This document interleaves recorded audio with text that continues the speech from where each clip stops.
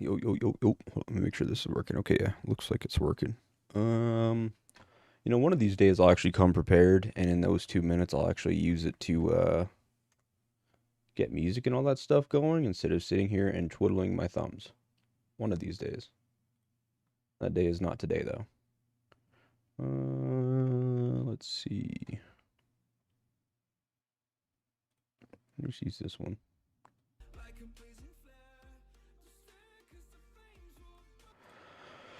Oh, what's up, Ayush? What's up, Soul King? What's up, Akil? Akili? I need to do your account review, Ayush, right?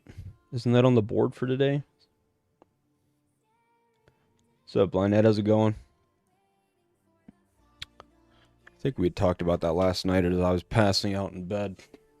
I was reviewing your account. Let me double check and make sure. There's some of them. I have to do Marco's. I think I already answered Robo. Yeah, I did. Yeah. Krish, I gotta do Krish's, and I gotta do yours. Okay, we could do that. Got a couple things already. Yeah, I went to my meetings this morning and realized I should have just taken the day off. So that's the intent. Everybody took the day off, so guess I missed the memo. What is the best chips?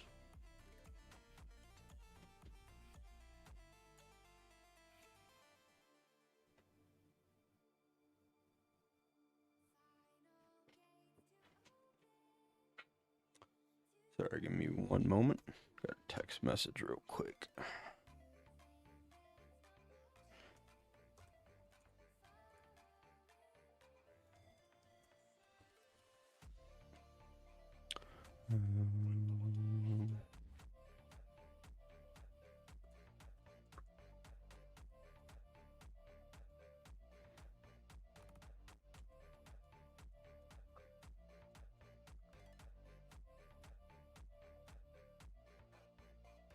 Oops.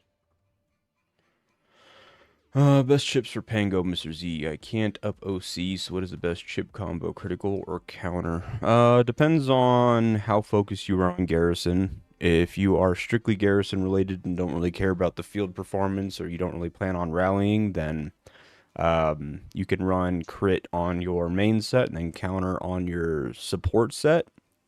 If you are intending on rallying or you do plan on using it in field, you can just run a double crit, and the counter that you'll get passively from Pango can usually suffice. What's up, Stitch? How's it going? I use Blaze for Assistant Pangolin. So, yeah, so it depends, again, how often you plan on garrisoning in comparison to everything else. If you, let's say, 70% of the time you're actually stuck in garrison and you're not worried about being in field, you're using other marches for field, or somebody else rallies and stuff, and so really all you're worried about is the garrison piece, then you can opt to run, since you're running a fire for support, you could run counter chips on Pango and then crypt chips on Blaze Saber, and that would suffice for garrison. But again, since that's probably your primary set, I assume that you're using it in field a lot, and counter chips are not great for field, so a double crit would be fine, or yeah, I mean it's going to be one of the two, counter crit or crit and crit, just depending on how much you garrison. Give me one sec. I gotta get this sent over real quick.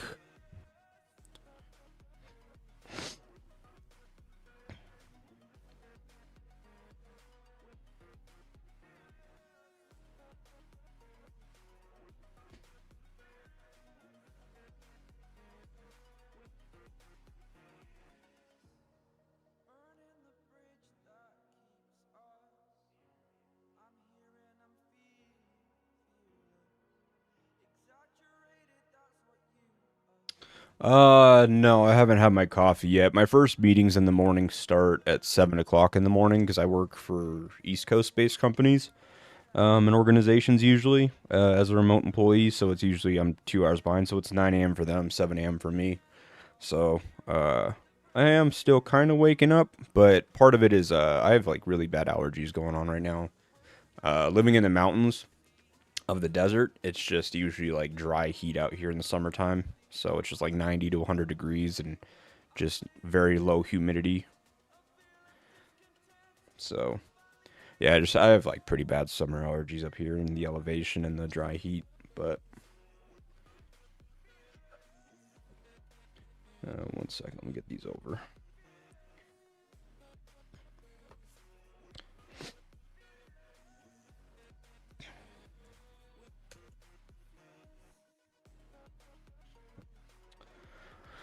I don't know if you're talking to me, Akil, or if you're talking to Stitch, but I am doing good. It's technically my Friday, so since tomorrow's a holiday, so I'm doing good. Hope you're doing well.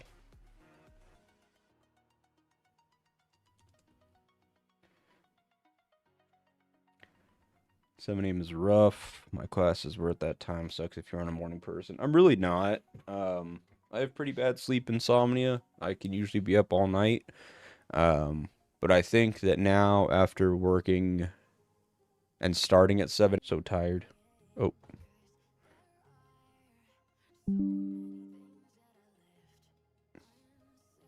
there we go. It should be reconnected. I think I accidentally just, I think I just knocked out my OBS by accident. Whoops. Sorry about that.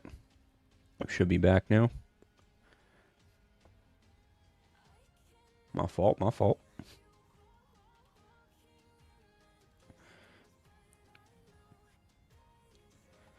Our internet's been weird here ever since those guys dug up those fiber lines a couple weeks ago. It was like 2 weeks ago or whatever it was. I can't remember.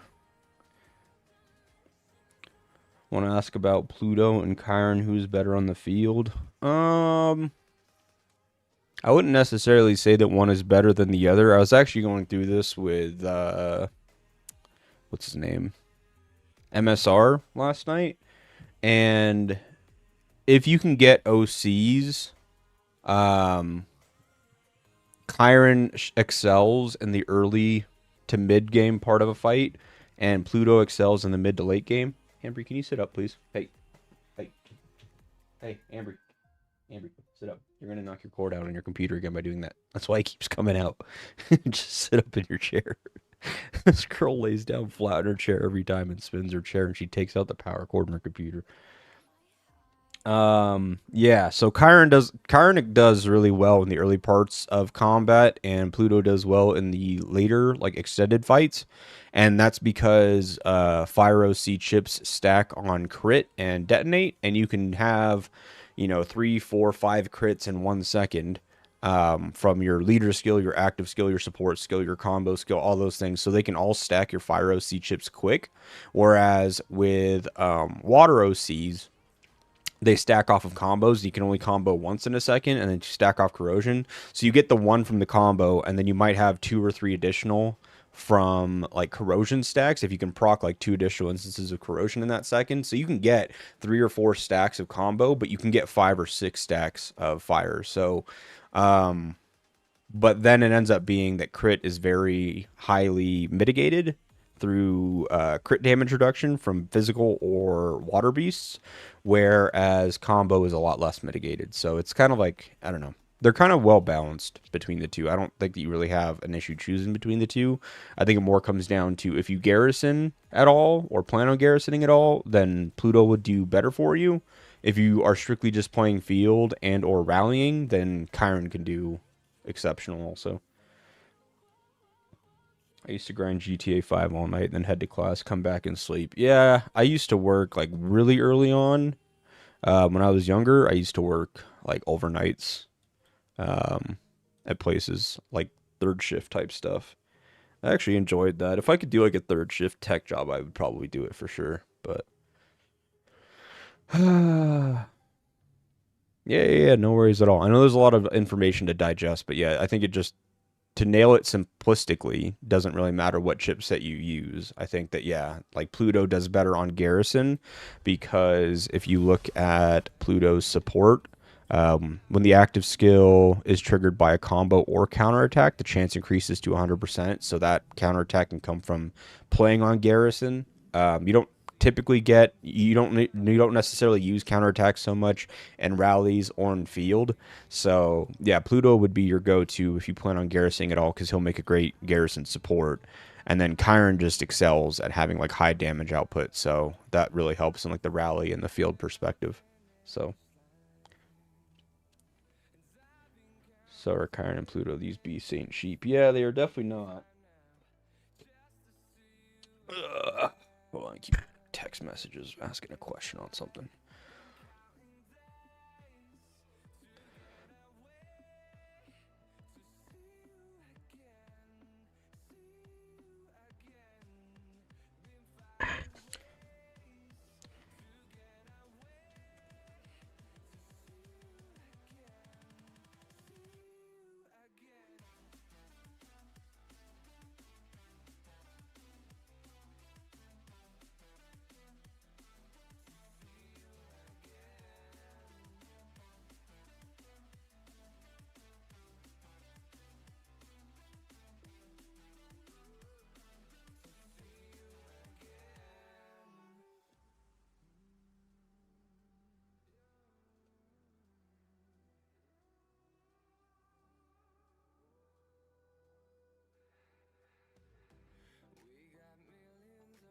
Okay. Let's see. One Chiron or Pluto for rally support. You could do either. Pluto helps with the anti-swarm piece because Pluto does get counterattack and benefits from using counterattacks. So I use Pluto on rallies for like the anti-swarm part. It definitely helps to dish out damage to the swarmers when you don't have like high counter damage on your troops themselves or your heroes. But if there's no threat of swarms, Chiron still does exceedingly well. Like again, you can't really go wrong with either one of them. What's up, Baguette? How's it going, brother? Oh, appreciate you subscribing, by the way. I did not see that. Yeah, so Chiron would do. They both deal a lot of damage. It's just that Chiron would probably help you help you excel if you're. I need water. One sec. Holy shit. Chiron would help you. I'm sorry. Chiron would help you if you're like a second or third rally on a tower specifically, where you have less threat to that rally itself. But yeah, Pluto will help with the anti-swarm piece. And also, if you're like a tank rally, the counterattacks from Pluto can help there too, since you're technically taking basic attack damage from the towers, and that counterattack damage can shine there as well. But again, it's one of those scenarios where since you're rallying, you could use either one. Chiron helps a lot because I believe it's 24% attack that he gives as a support. Let me double check. Yeah, 6% times 4, so 24% attack. And you have to think about it that when you are rallying or in garrison, your Pango and your Pluto will give you up to 400% more attack in a rally or a garrison. So you take that 400% bonus and then you multiply it by an additional 24%. So Chiron gives an exceedingly high amount of damage, basically raw damage to the normal active skills, the leader skill, the combos, all that stuff, that 24% raw attack bonus, because it's multiplied against that 400% bonus. So they both do really well for different reasons.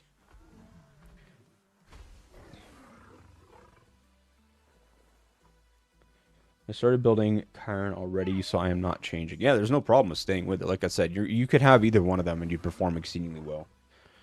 There would be no issues with either one.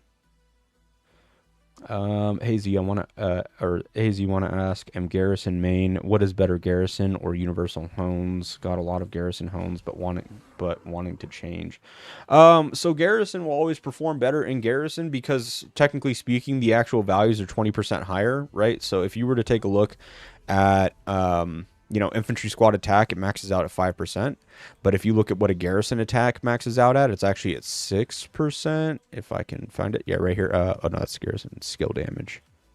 I know I'm going past it.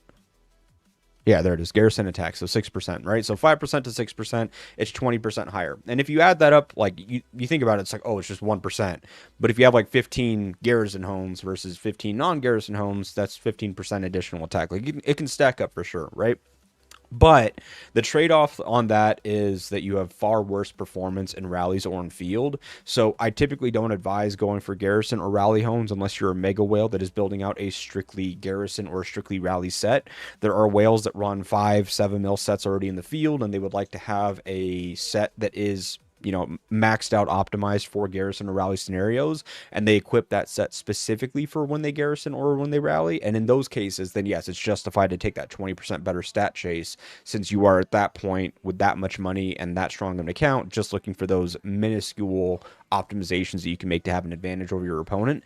But for the other 99.9% of players in the game, no, you're going to be using this set in the field. You're going to be using it in rallies, that type of thing. So you want the universal hones that allow for you to have performance in those other roles as well. 6% attack in the field, or sorry, 6% attack in garrison, but 0% attack in field or rallies is a very poor trade-off. So I would go universal, 100%. Who is Safe Me? He's a Russian whale that's been around for a while in the game. Strong player. Check the reports in Alliance chat, or should I send here? Like, how could beat me with 10 mil lower might, arena might. Arena is a poor reflection of overall account performance. You can't choose who you target or who targets you. It's basically just used as a snapshot for account state. But in terms of raw, I beat you, you beat me, it's terrible. Let's see. Russian feller living in China get rich on Bitcoin, if I heard right. Well, that's pretty cool. If you got rich on Bitcoin, that's solid.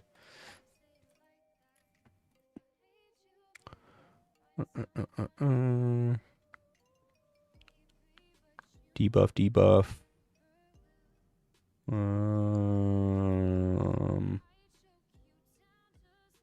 Your Miyamoto Eddie Marches is really struggling. It's kind of a shit pair.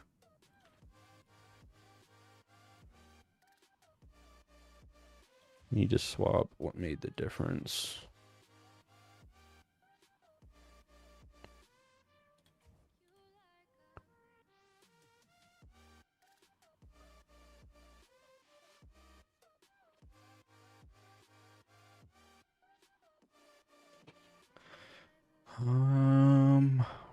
I'm just going to assume it's based off of hero placement. So if we slow this down, he's running 4 and 1. And then oops.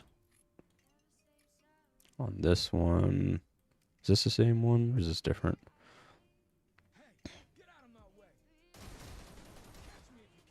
Yeah.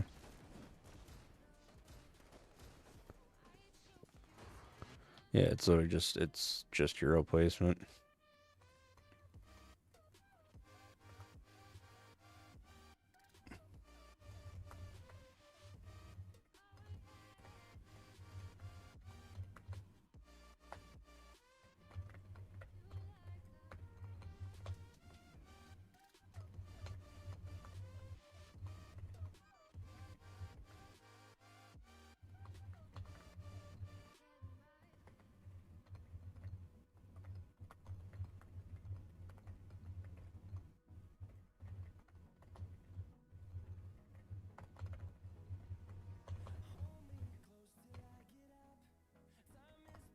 Okay.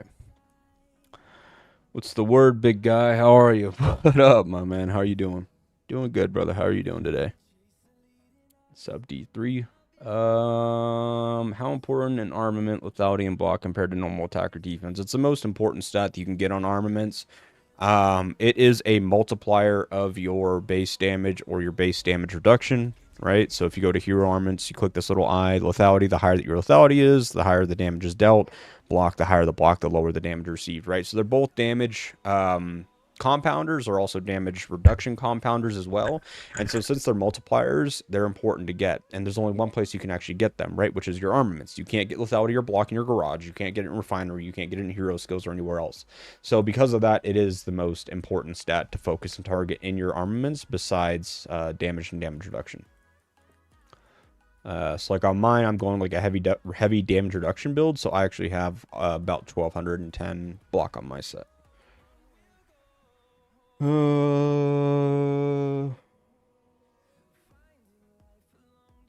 Save me is the guy who we call the stupid strong player. He is stupid strong. He is very strong. He's been insanely strong for a very long time, like next level. Does Beast Kong do anything great in Garrison or Rally if I don't have Crown or Pluto? Yeah. So especially in rallies, Kong does exceedingly well. Kong has the ability to stack detonate stacks while as a support beast, whereas Chiron can't.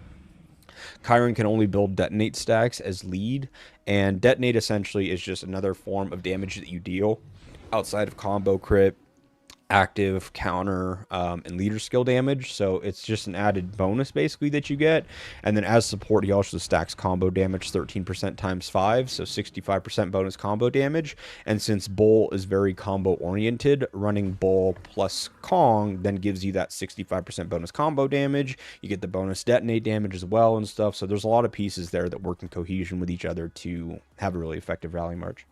Garrison, not so much, but it can work really well like in a single rally garrison. It doesn't work great in multi-rally garrisons or swarms because there's no counter involved to deal damage to all of the marches or all the rallies hitting you. But if you're just like in a 1v1 situation, like say Extreme Showdown or Island Raid, and you're only under the threat of one rally and no swarms, then yes, you can still utilize that same combo damage and all the rest of that to dish a lot of damage to that single rally.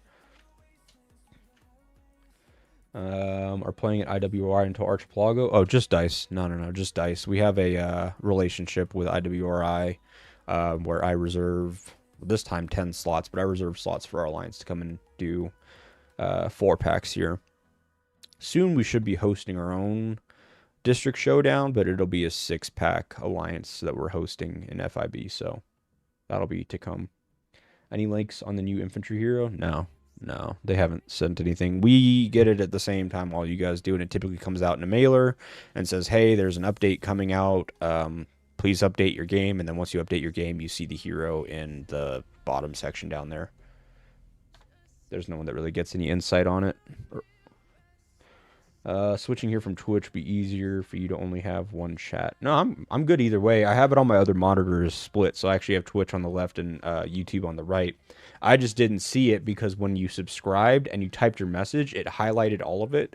So it all looked like my Welcome to Z Doomsday chat room message that pops up when I start my stream.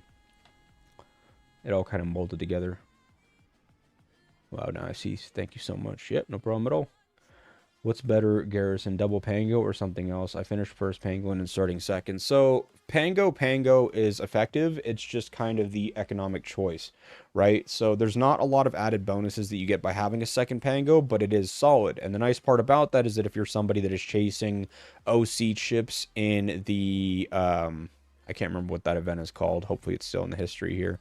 It's not, but that event basically where you do the chip draws and you can draw for OC chips, but you either get OC chips or regular gold chips as rewards, and you select the element. By having double physical, then that makes it to where while you're chasing your physical OC set, the normal gold set that you're also building at the same time naturally, you can just put onto Pango. So that's why it's the economic choice. You can just build out 2 sets very cheap in comparison.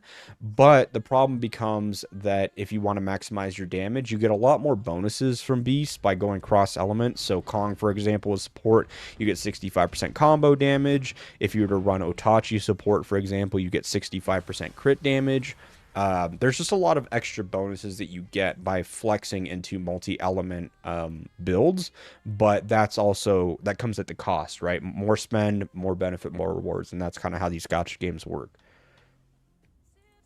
I tried a Pango Draco rally to try and run through some whales this last IR. Trades were fun to see, actually. Only way to get close to positive trades.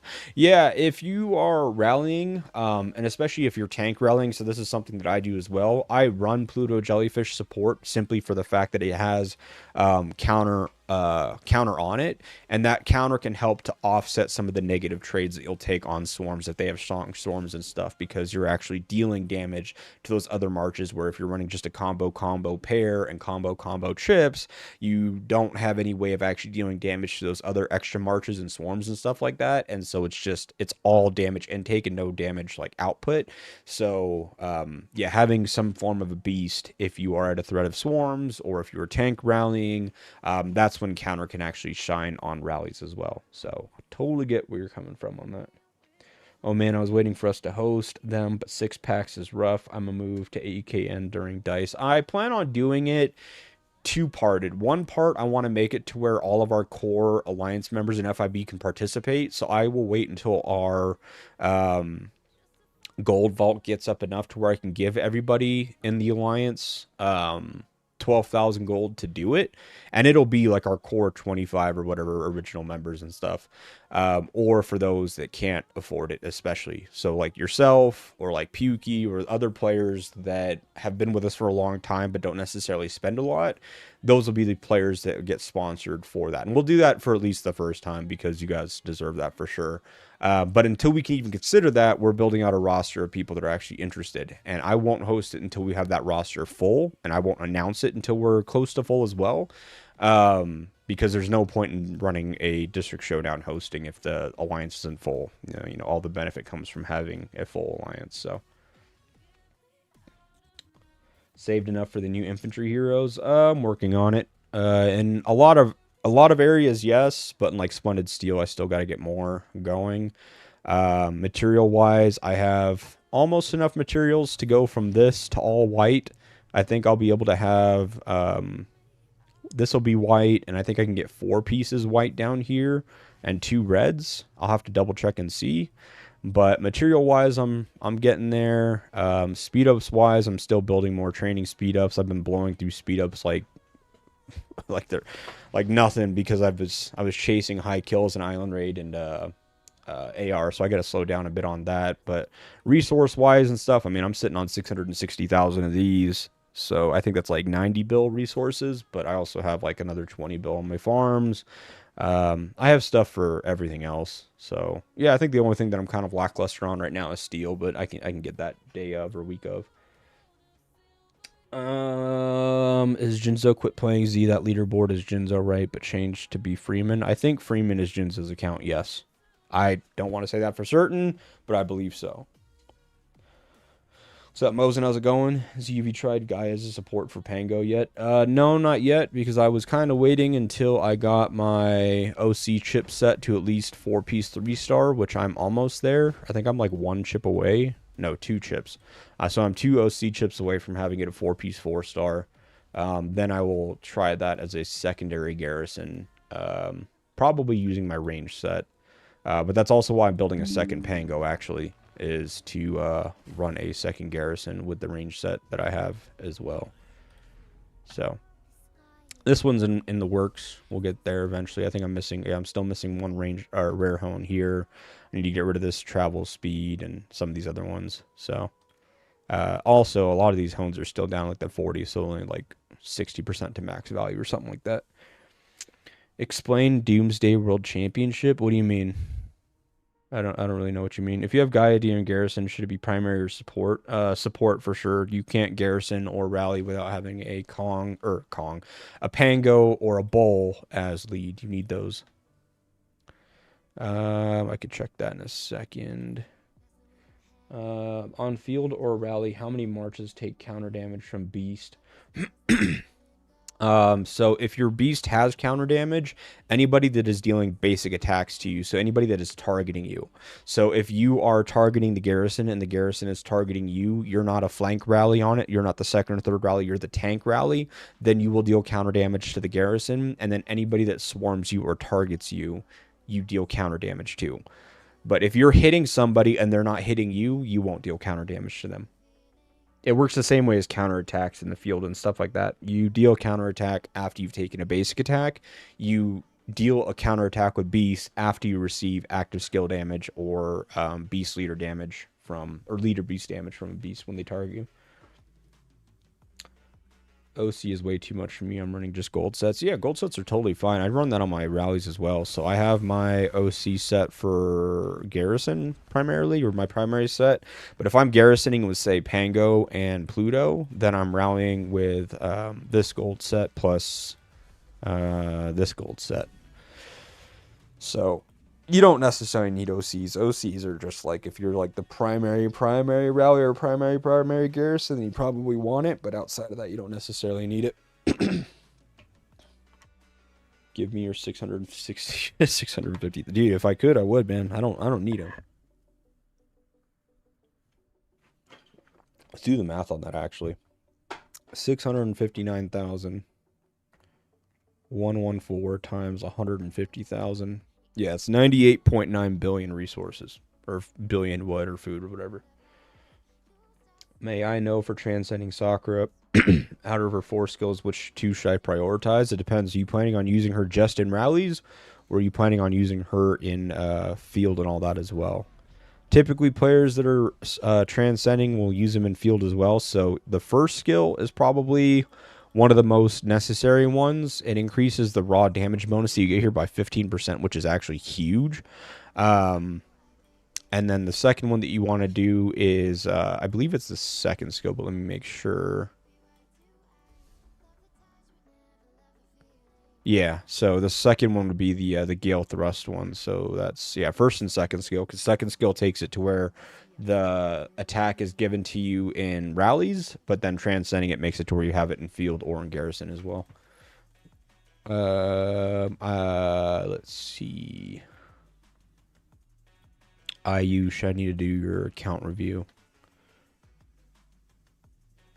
So, is there no limit on field or rally for counter targets? Like in Garrison, only 10 marches do damage, so only they take counter damage? No, you always have a 10 march limit. There's only 10 marches that can hit you at any given time, in field or in rally or in Garrison. Skill 1, and that can remove attack limit 1 from rally. Yeah, exactly, the first and second skill. For field, is it best to have one armament set at 5.4 mil and the rest at 3.3, or spread out the 5.4 mil armament set? No, you want to have one as high as possible, because that's going to be your main, essentially, generator of points and kills and all those things. So you want to have that high-end flex. But then on the other pieces, you want to do the same thing. You don't want to have a 5 mil set and then 4 2 mil sets. You want to have a 5 mil set and then start working on a second 5 mil set, get it to at least 3.5 or 4 mil, then send it into the field, and then keep building that until it's 5 mil, then move to the third set. Because what you're going to end up having at that point is you're going to have one strong set that does well, and then your 4 weak sets will get ripped apart in the field, and you'll never out trade or outperform on that strong set to make up for the losses and the speed ups and the resources necessary to heal from those other 4 sets. So you want to find a threshold, which I usually advise is around the 3.5 to 4 mil mark, before you even think about putting that march in the field. And then when you do, that's the march that you build until it's 5 mil, and then you go on and you keep doing that.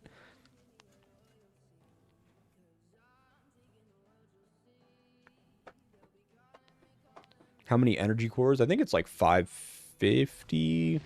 This is one of the things you can actually... where's the AI thing?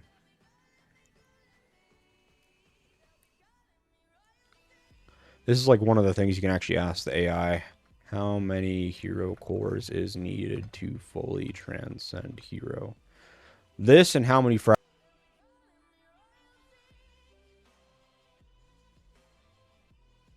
thing. So yeah, 500 energy cores. It's 50 for the first skill, 90, 140, and then 220. Yep, there you go. Thank you, Edward.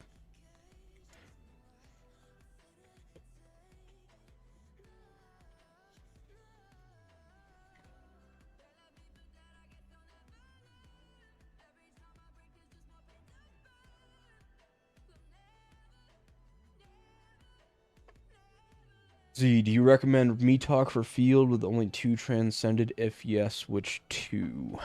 I'm gonna be honest, I haven't really looked into me talk that much because I only have her unlocked. I don't have anything else. Give me one sec. I know that you can use her in field. Depends on how many marches you're running. So I think, if I remember right, you definitely want to do her first skill because that's her main damage generation. And then, yeah, it looks like the second skill is the same thing as Sakura. So it goes from winning a rally to not. So first and second skill for sure. But shit, then you... Hold on a minute. Even her HP is... Is the 10% damage boost... I don't think the 10% damage boost is actually all that worth it when not garrisoned. Yeah, so there's no rally restriction on our first skill. Yeah, I'd do second and third skill. I would do this skill here to remove the rally restriction and this skill here to remove the rally restriction. So you get the 40% HP and the 40% attack in field. I would do second and third skill on me talk, and then, yeah, you could use her in field at that point. Yeah. Yeah, first skill if you can do 3, but second and third skill for sure if you can only do 2 of them. Oh, shit, I'm not farming. What am I doing?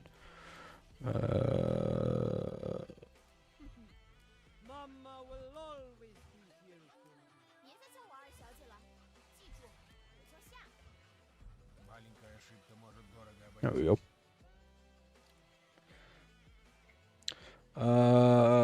What did I miss? Can you reach 4.5 mil with just gold armaments? Yes. Yes, you can. And it's if the longer that you play, the easier it becomes because you can just get IE augmenter fragments from AR. I think it's AR. Do you get it from IR as well? I think it's just AR. But like, yeah, like I haven't spent anything on IE augmenters, and I have 2 and 2.5 of them done. So you can just get IE augmenters for all your marches and then use those to push your power.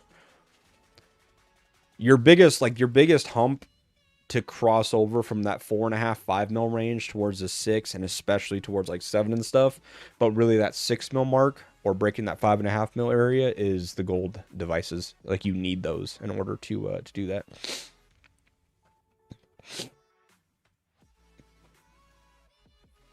Yeah, you get the AoE, but the AoE part doesn't necessarily matter. If you don't have the HP, your march isn't surviving. You can deal more damage, but if your march can't survive, the damage doesn't matter. And then same thing with the second skill, that attack is what's scaling a lot of your stuff. People that don't have, or people that are limited in the amount of skills that they can transcend, typically don't have maxed out sets and maxed out everything else to have very high attack already. So getting those base stats up to then be able to do things like the AoE and such down the road will help you out a lot better. Like, yeah, you can get some AoE from it. Yes, I understand that part by having the first skill switch, but you're at that point you're either sacrificing survivability through HP, so your march isn't lasting anyways, or you're sacrificing the attack so the AoE damage that you're doing isn't as high as it could be in the same regard. So, yeah, that's why I would take the base stats before the AoE piece. You already have so many other heroes. Daryl deals AoE, Janet deals AoE, right? Like you already have heroes that supplement those things that you're looking at. So now you just got to get the actual stats to perform as best as you can before you start looking at the extra mechanical pieces like AoE and stuff. Sakura's first and second skill, Lewis.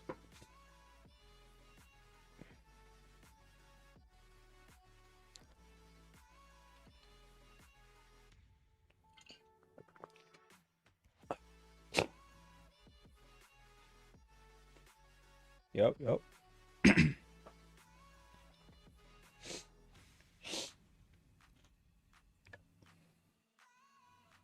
gonna blow my nose. Hold on a second.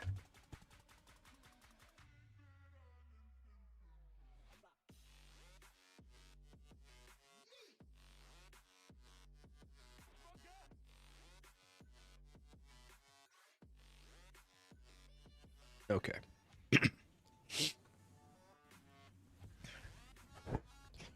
Good questions, though. Good questions.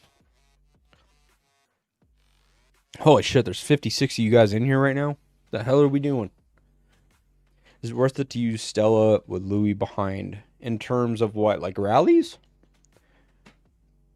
I've seen Louis do well even on infantry rallies. So like Louis has been around for a long time, right? And infantry has been using him for a long time as well. Like we were using Thunder and Louis, for example, as like the best infantry garrison for a long time. I've seen Sakura and Louis do well at clearing AoE and like clearing field and stuff like that when rallying AR gates or checkpoints. I could see Louis doing okay with Stella, but the problem is that like the reason why it does well on Sakura is that you compound his skill damage with Sakura's raw like 30% damage or whatever it is, and then they both have AoE, so all of that bonus skill damage and bonus damage just does really well. Stella doesn't have an AoE, so she wouldn't be able to use it nearly as much. I also just wouldn't use Stella in the field, period. Stella's whole kit requires her to be targeted. She gets a second skill damage proc through her War Wheel stacks, but in order to build War Wheel stacks, you have to be targeted. If you're being targeted in the field, your march is dying fast, because you're typically being targeted not just by one march, but by at least 5 of them if a player's running 5 marches. So any hero that requires you to be targeted in order to actually perform or use their kit is not someone I would recommend for the field because, yeah, your march would just die too fast before you can get any benefit or use out of it. Getting cores in this game is hard. Yeah, it absolutely is. Can I get your opinion on Marco? Is he still good as a leader in the battlefield? Yeah, there's no issues with using Marco in the field. I will say that he's starting to get phased out, but in a 5 march setup, there's definitely room for him still. You can still put him in front of Julian, so then if they try to target your Julian to kill your debuff, you're debuffing them further. Same thing by putting him in front of a Claude for the same exact reason. They try to target the Claude to kill your debuff. They get debuffed by Marco. He does have the skills talent tree, so there's a lot of benefits to him still. It's just that, yeah, he's starting to get phased out because other heroes are supplementing in place. Like you can run Bodala plus Claude or Bodala plus Julian to be tanky. You can run Isabella in front of one of those two to have an additional debuff hero. There, yeah. Could you please show us your Splendid Steel top 5, top 10, top 25? Oh. Looks like it was 9,000 to 3,000 to 2,000 to 1,800. So 1,800 to 9K for top 15. But I'm not playing Splendid Steel, or I'm not playing Top Command. I already have Sakura all done. Boyd's all done. HP feels like a form of counter damage as well. Like you'll take less counter damage if you have more HP in general, right? Yeah, so HP in general is like the most important stat. Well, primarily because it's a rarity, but 2, if you have a bunch of damage reduction, so say you're stacking defense or damage reduction or whatever have you, you have to think of like an HP bar, right? If you're playing something like World of Warcraft or Diablo or one of these other games like Dark Souls or something where you have an HP bar, right? Your damage reduction and your defense and all that is how slow you're making it to, like, when they deal damage to you, how slow that HP bar goes from full to 0, right? For you to die. Getting HP just extends that HP bar. So you can slow it down all you want, but the other benefactor to that, the other large piece, is not only reducing how long it takes to actually take your HP bar from full to 0, but how big of an HP bar you have to expend that time out even more. And that HP is per troop. So every single troop will get that benefit, and it takes you that much longer for each troop to die. That's how you end up taking, better trades on your reports and stuff, is because so many or all your troops have a higher health bar. Less troops died when they received the same 16,000 damage spread out to that whole march or that whole rally or whatever have you, and because of that you lost less power basically because you had less troops die. So it all kind of works together in unison. You definitely need all the pieces.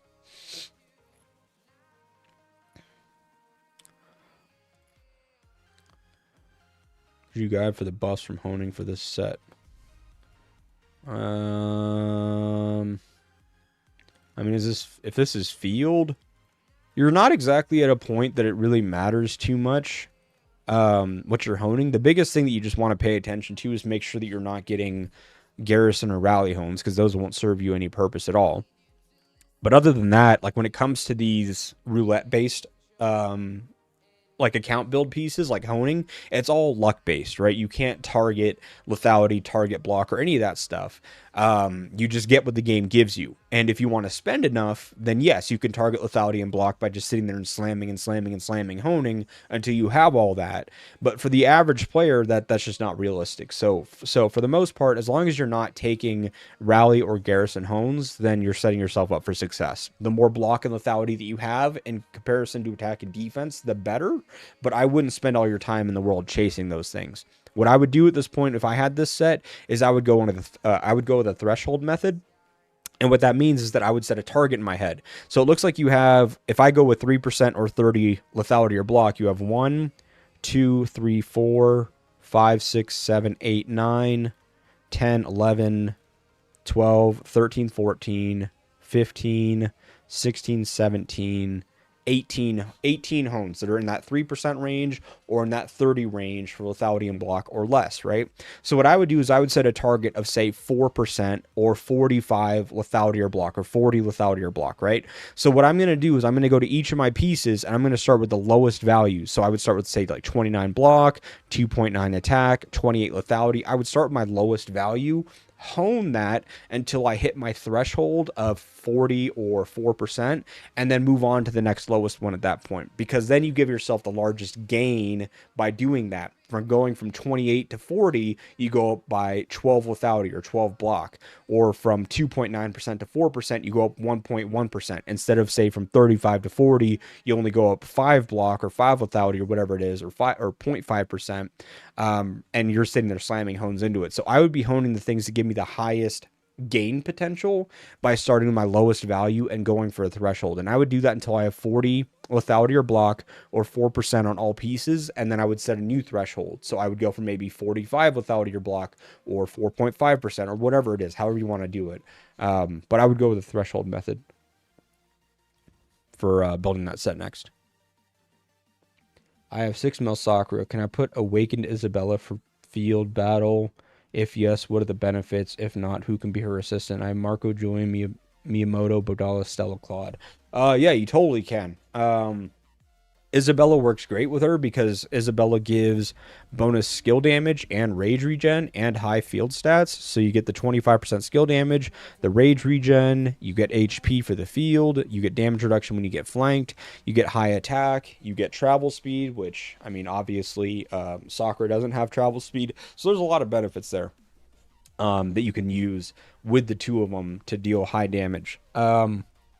If you wanted to use somebody else out of those ones that you have, I would probably run a Miyamoto to just have double AoE high damage output. So Miyamoto has 45% attack and the infantry squad damage as well. So all those things would compound your damage, and then plus you have the AoE factor. So I would just run a double AoE at that point.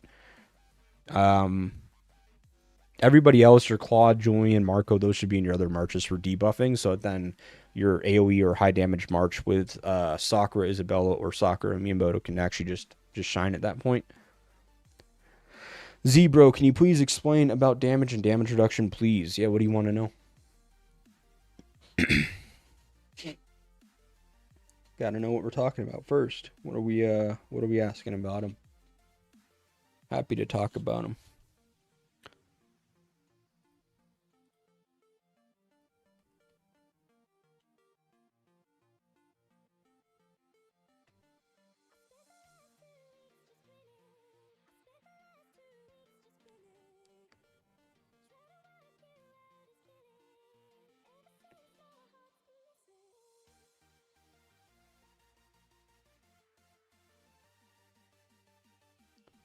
What about damage or damage reduction would you like to know?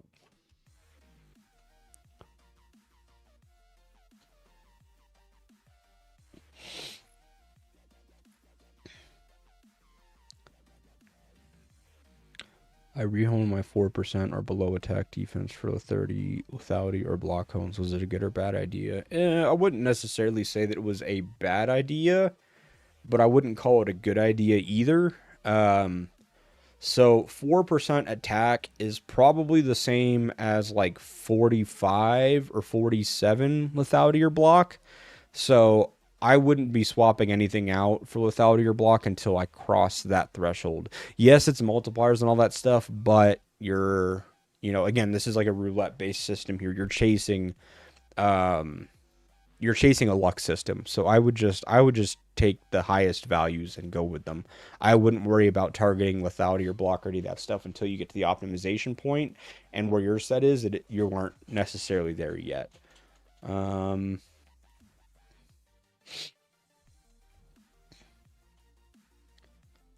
For you, for the field, I would probably take this 3.8% damage.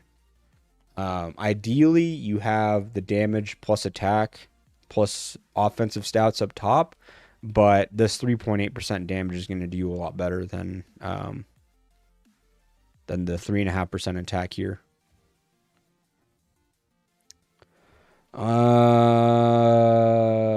Let's see. Can you collect my dice at reset? Fuck off. um, I mean, damage is just a collection of all of your stats put together. So if you really want to nerd out about it, it's the base stats of a troop here, your attack, times your attack percentage, so your 300% attack, 400% attack, or whatever. Then you multiply that times your fire or your lethality. Then you times that by your firepower gap if you have barrage fire. And then after all that is said and done, then you multiply it against the basic attack damage bonus, this counter attack damage bonus, skill damage bonus, whatever. Then you take that number and you multiply it times squad damage to get your final outgoing damage number. Then you times that by their damage reduction, so by their defense, their damage reduction, counter damage reduction, all that stuff. And then finally you divide that by HP to then divide that damage out to each of their troops, and that's how you determine how much damage is being dealt, how many troops you killed, things like that. So it's very complicated, but you don't need to make it complicated. Right? You don't need to understand the full picture to actually do well. You just need to understand the different components and what it is that you're focusing on. No problem at all. How many packs will you be when you start District Showdown? 6. Jellyfish and Horse, explain which one is better, please. They're both the same. Depends on what it is that you're trying to do. Chiron performs better as a rally support or as in the field. He does great there as support. Pluto Jellyfish does great on garrison support because of the counter damage. Does great in rallies because of the anti-swarm factor from the counterattacks. So it depends on what you're going for. They both perform exceedingly well in the field as leads. There isn't like, it's not like, oh, this one is so much better than that one, because that wouldn't make any sense because they're the same price. It just depends on what it is that you're going for and how you're building your account, what role you play, that kind of a thing.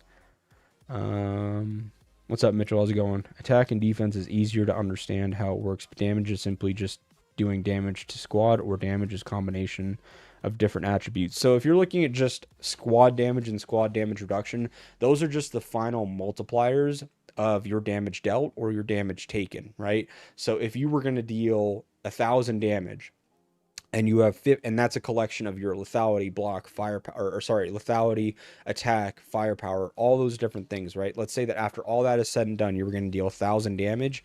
If you have 50% damage, squad damage, you then take that 1,000 and you multiply it times 1.5 for the 50% bonus, and you're dealing 1,500 damage. If you were going to receive 1,000 damage and you have 50% damage reduction, you take that 1,000 damage and you multiply it times 0.5, and you're taking 500 damage instead. It's the final multiplier in the actual calculator itself on both ends for how much damage you're going to deal or how much damage you're going to take. Can you explain about the survivor's effect on heroes? I'm kind of confused about which survivors are good to use. Again, same thing. It just depends on what role you're doing. That's a survivor. So, like, if you were going to be doing, for example, like garrisoning with Boyd, then you would take Boyd here, and you would take something that increases things like his shields, because he has 3 shields, counter damage because you're likely going to be using him on garrison, and then some form of an offensive stat. You could put HP here, whatever. It's all going to benefit to like how it is that you're using them. So, like, since I'm using Sophie in like rallies and in field and stuff, I typically pair her with AoE, so I take AoE damage. I take damage reduction from rider squads because they're very squishy, the range marches are, and then you just increase the damage as well, like attack. So it's like not too complex or complicated. You really can just only go off of like what you have though, like available. Which actually I should probably do this.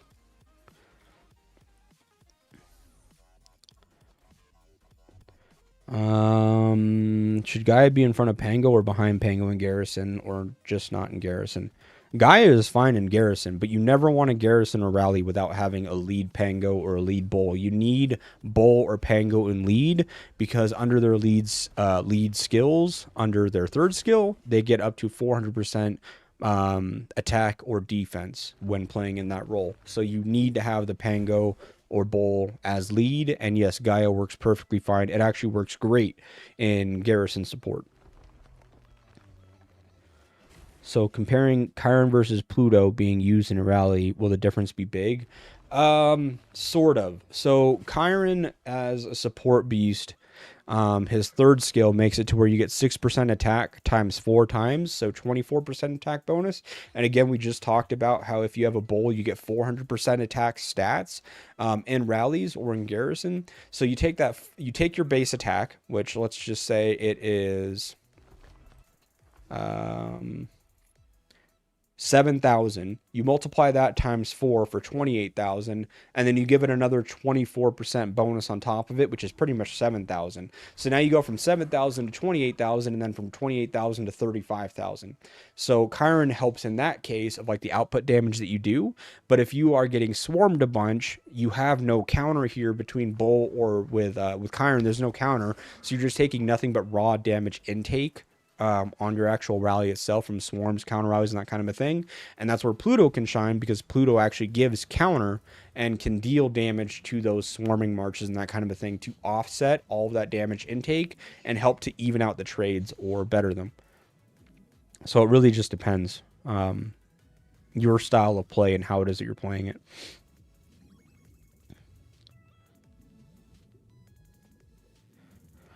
Understand this damage fully in my life. I think I had a damage video a while back that talks about the calculations on it, but I can't remember for the life of me. I've been doing this too long now.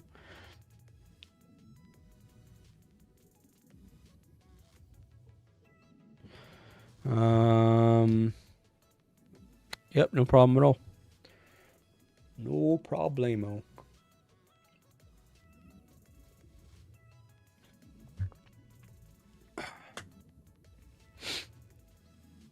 I had a couple people message me. They haven't brought this up in the chat yet, but I had a couple people message me and ask once on the community Discord and a few times in game why I wasn't on the list to get voted for to go to the World Tournament because the voting is going on. And just for full transparency, I didn't submit to go to the World Championship. The date that the World Championship is and the week that they send you out, the week before it, my daughter actually starts kindergarten. And then the week after is me and my daughter's birthday. And so the timing just didn't really work well. Since this is her first year going to school, I definitely wanted to be around for that and be there for her. If she was going to like second grade, third grade, and she's already been in school for a few years, it'd be a lot less of a big deal.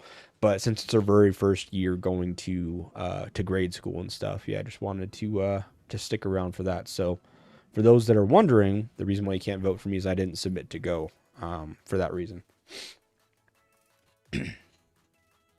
No problem at all, Sean. Oh, my friend, I made legendary chips for making my water OC set, and they are crit and counter. Can I use them on water beasts, or should I use the elite chips and target combo? You can use, so if you were targeting water OCs, you can go for a counter chip set. Well, really, I would probably go for the crit set more than the counter because your combos can still crit, your leader skills can still crit, your active skills can still crit. The only thing that can't crit when it comes to water is corrosion damage unless you have Otachi leading. Otachi leading actually makes it to where if three stacks of acid is consumed in a go, corrosion damage for the current attack deals crit damage. So that's the only time that corrosion damage can crit. So if you have Otachi, you get that extra layer of bonus benefit there. If not, then you still benefit from crit for things like this part of the attack right here that's not corrosion, or this part of the attack here that's not corrosion, or, you know, those types of things. So like your active skill, your leader skill, all those things can still deal crit damage. It's just the corrosion part that can't. So I would take the crit part unless you have the means to go for a full OC water set and a full combo gold set as well. Then that can like really shine. You can do a lot with that with like Pluto and Crab or whatever have you. But If you don't have the means to go for a full combo set, then a crit set would probably suffice for the secondary water one. Can I send you a report if you give your input? Yeah, that's fine. You like the WC bet system? Oh, you mean for the tournaments and stuff? Yeah. This is actually kind of cool. I like this a lot, actually. I've won all of mine so far. So that's been kind of cool. And the rewards are good. I mean, I've gotten 40 legendary chip frag choice boxes, so I've been using that to build out and finish out my my leader combo set. Or sorry, my physical combo set, I should say. I think I'm 3 chips away, and I'll have this one done. So I've been using it for that, and then after that's done, I'll move on to start working on this water set. Maybe I'll work on a fire set. I don't really know. That one's already kind of built up, though. I use 5 infantry squads. Can I use all the survivors for infantry heroes, or they won't work with 2 infantry, 2 rider, and 2 range? So the problem is that in the survivor section,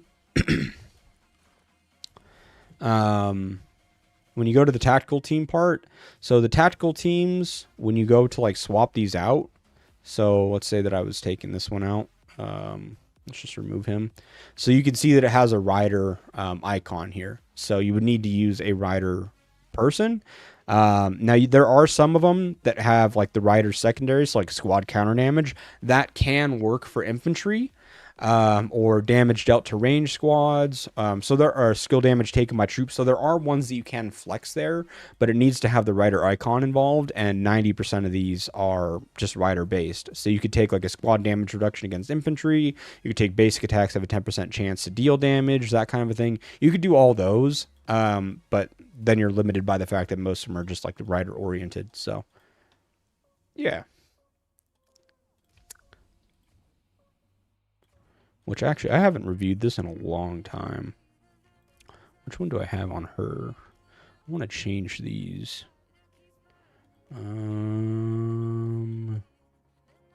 Shield, counter damage, HP, attack, damage reduction against ranged squads. Actually, this is probably the best for down rate. HP, another 1.2. Could probably do that, actually.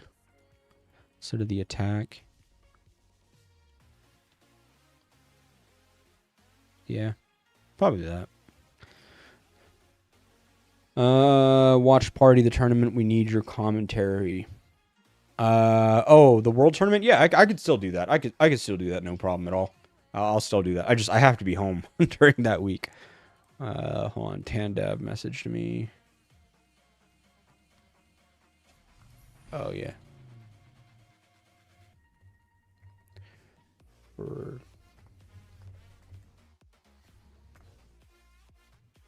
Oh, sorry. Okay, so he's trying to send me a report to review as well. Who to bet for the next one? I need a cheat sheet for the World Championship. I don't know. I'm biased, so I'm just going all in on America. I'll be honest. All in on the States in the next one. Which one did I bet on last? I think it was France. Yeah, I did France in the last one, and then I was saving them for the United States.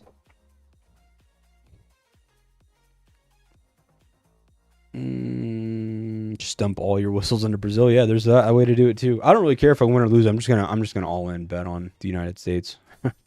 Probably not a good idea, but who knows? So you're saying I should use Jelly with gold combo instead of Kyron with OCs? Is that better, or just keep Kyron until I get water OCs? Probably just Kyron. If you have fire OCs, yeah, you have fire OCs. Just run the fire OCs. Kyron gives the 24% attack bonus, whether you be in rally or in garrison, and so it's a huge damage bonus for garrison or for rallies. The benefit to switching to Pango would just be on the garrison side of things. It helps with the anti-swarm and the multi-rally survivability piece. But Kyron, yeah, the Kyron's raw damage does the same thing for Pango on garrison or for Bull on rallies, just for the damage output piece. I used all in Germany, France, Argentina, won a lot of medals. That's what I did too. Left me coinless. Oh no. Actually, I need to do some of these daily missions to get more speed ups for 480 minutes. can we use that on? How much is 480 minutes? That's what, like 8 hours, right? Yeah, it's 8 hours. This is 10 hours, so that's about the same. Let's do it there. What are some of the other ones? Challenge Arena of Doom. I don't think I've even done Arena of Doom this week. Whoops.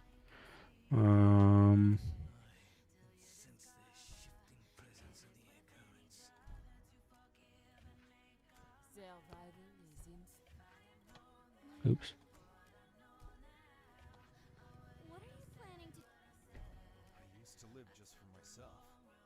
I don't think I haven't even done Arena this week. Whoops.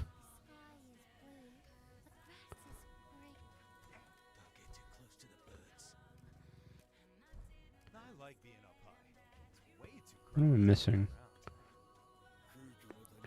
107,475. I feel like it was just higher a second ago. Am I wrong?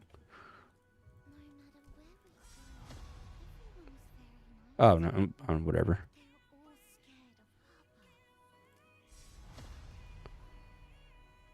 I just needed to do 2, right? Alright, I'll just do all of them. Fuck it.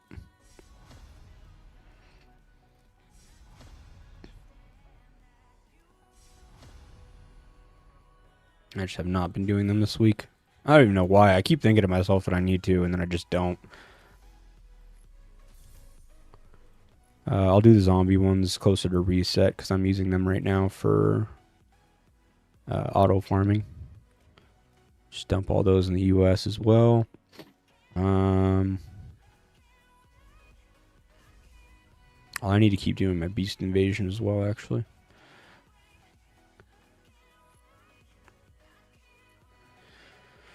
Input, yeah, I got you.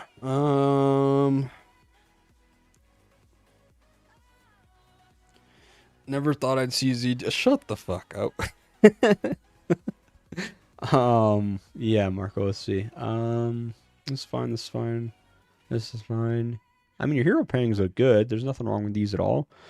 I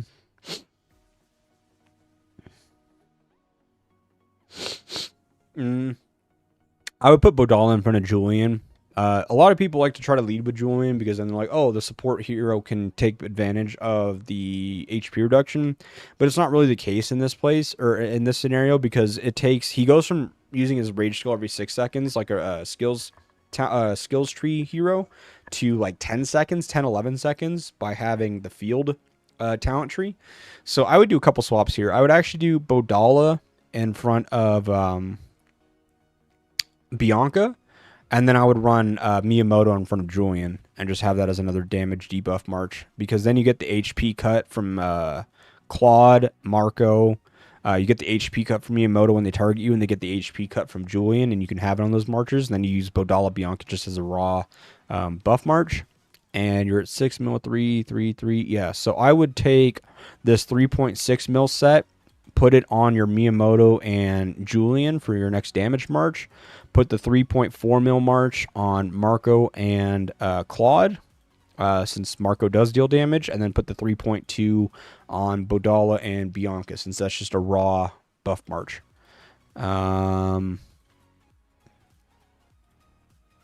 Attack, defense, attack damage reduction, defense counter damage. Yeah, there's nothing wrong with that. Looks like it's a work in progress. Those look good.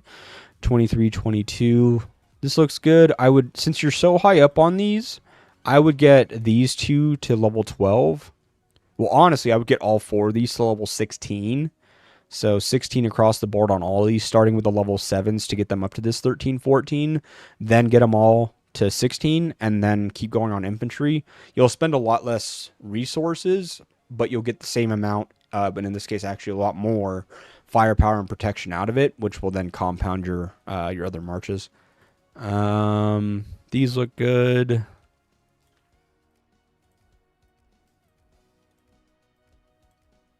You got a couple red garrison hones. I would personally get rid of them. I would take a gold normal squad or infantry related hone over a garrison one every day of the week. Rather the 4 or 5% in the field and in all cases than 6% in one and 0% in the other. So 6% in garrison and 0% in field and rallies. Other than that, your other hones look good. Nothing to report back on there. Beast, I mean, you're running crit OCs. That's fine. Double Pango is good. This is a good pair as well. This is a good pair. This is a good pair. And that's a good pair. Yeah, I mean, your beasts are all solid outside of that. So, yeah, only thing would be those couple of hones if you want to do those. The vehicle level path that I would take, again, I would go 12, 12, and then 16 all four, and then continue with the infantry, and then make those swaps. So, Bodala Bianca, weakest march. Marco Claude, second weakest march. Miyamoto, Julian, third march. This is good, and this is good. So that's what I would do. Yo, long time no see. How you doing? I'm doing good. How are you? Let's see. Hi, bro. Can you see the best 3 hero armaments and what advices can you tell me, please? I play with 3 marches on the field. Can you advise me, please, for which heroes to work on the 4th march? Well, let's focus on the 3 first. Right? Like, we don't want to get ahead of ourselves here, because I can guarantee you, yeah, you have 1 march at 4.7, you have 1 march at 3.5, and 1 march at 2.5. This one needs to be close. This one needs to be 4, and I would get this one to 4 as well. So, actually, I would do 4 mil, 4.5 mil before I even start to consider a 4th march.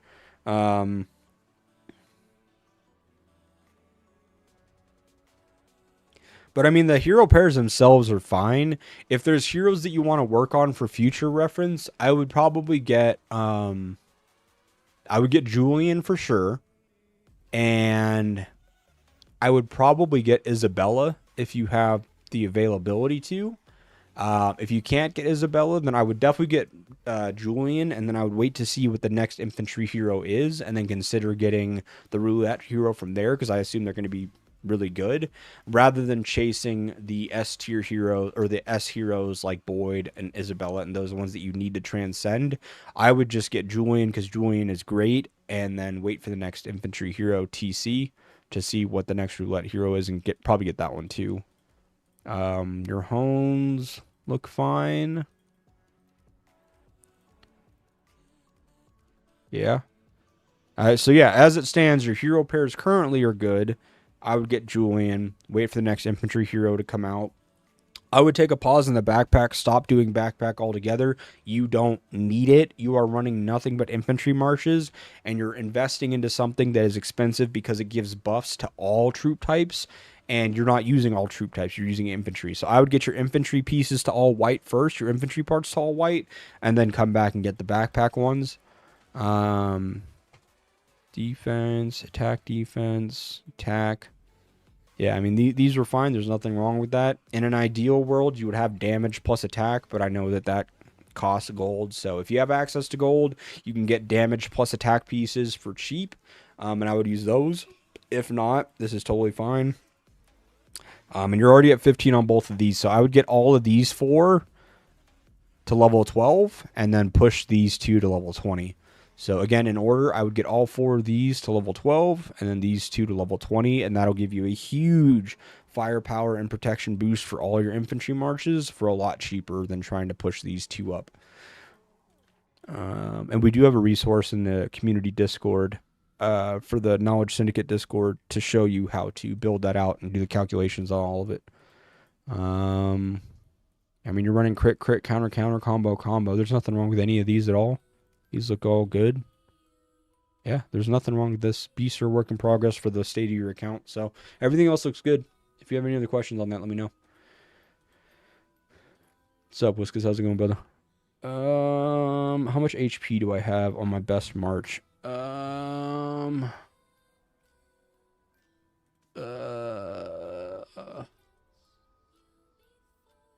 assume it's probably this one. 254, I guess. But I don't usually use this pair because I don't usually use that pair. I was just using that because it was Pompeii, and that was to go into garrison. So 30% each. I actually might be the same anyways, now that I think about it. Attack. No, Boyd doesn't give any HP, does he? Oh, wait. Yeah, no, he doesn't give any HP, does he? Oh, wait, yeah, 35%. Yeah, there it is. But it's when garrisoned. Okay. So technically speaking, do I have one when I'm in garrison? No, but this is Boyd and Stella.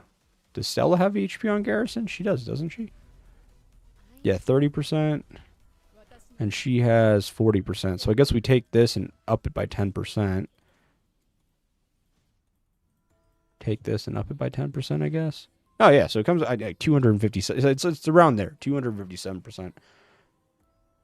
But I feel like it's different because he gets HP when in garrison. And I use Sakura and Aaron in the field.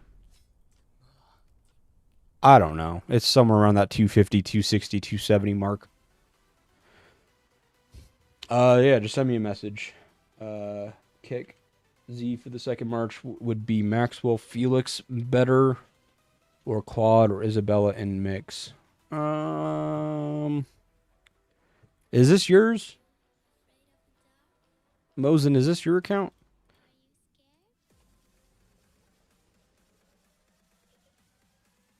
Oh, wait, no, hold on, sorry.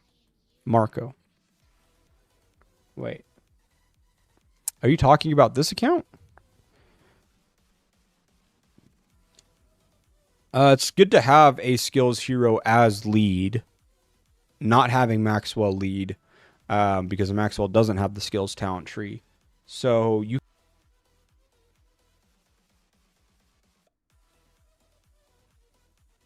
could put Isabella behind Daryl and get more debuffs instead of just Maxwell. Maxwell is more utility than he is debuffs, right? So the debuffs would be like your HP cut, damage reduction, those types of things cut. Whereas Maxwell, his utility is that he slows down enemy marches so you can actually stick to them and kill them. So there's benefit to both. You would kill them faster if you were debuffing with Claude or with Isabella, but you have the ability to stick to the march and not have them run away if you have Maxwell. So ideally, you would actually have both in them. But no, this is. I mean, you have Isabella up here, you have Claude here, so this is fine.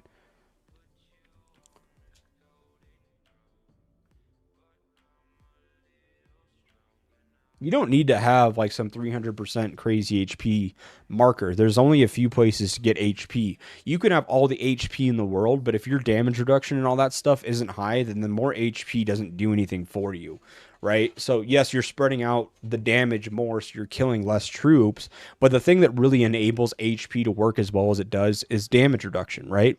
And let me close some things here so I can show you. I just have too many tabs open on my computer. How am I going to do this? Let's do this, right? Where's OBS? Okay, you guys should be able to see my screen now. So let's talk about HP bars and basically like what they do, right? So here is your HP bar, okay? And so this is just going to be your HP. And we'll say that this is all the way full. Okay. Now this is for each troop. Now when you take damage, that HP bar is going to go down, right? Just like if you're playing like an MMO or something like that. This HP bar is just going to go down, right?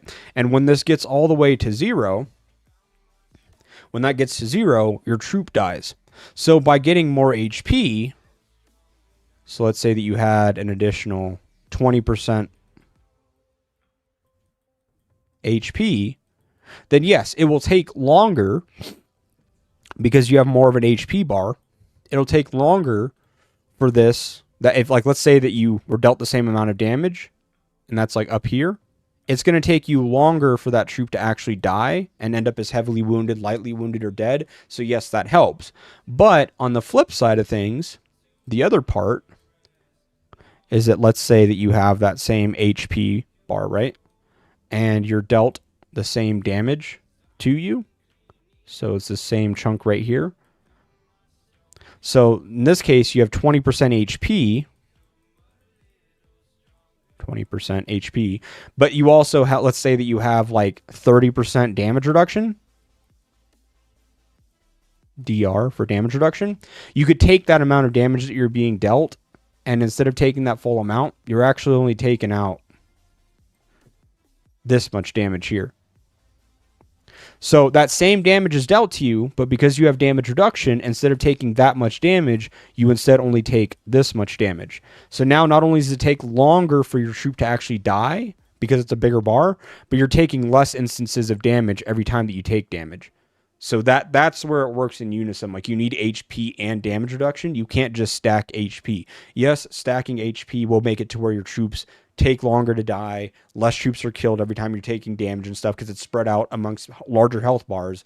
But the part that really enables HP is having that high damage reduction, defense, all that kind of stuff, because then you're taking less damage every single time that you take damage. So that's how it like works together.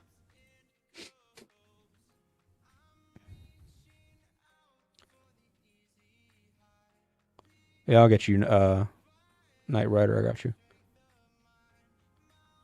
Yeah, Crocs are just send it to me, that's fine.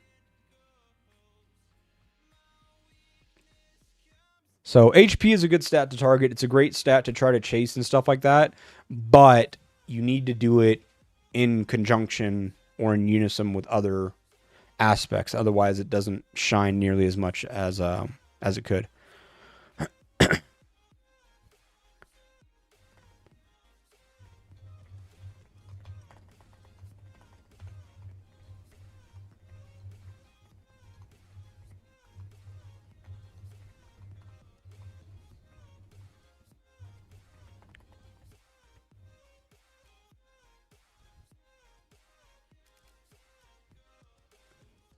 I can send you my one battle report if any advice you can get based on that report. Also, my bad was 283% HP. Yeah, there are just some heroes that shine better with HP and stuff like that. That's totally fine.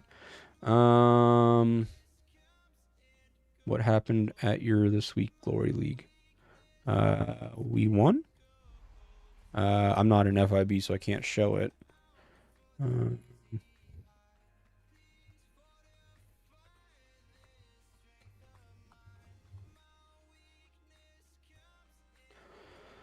Which alliance do you participate? IWRI 4 packs. Can you review my pairing or suggest any better pairings for Rider?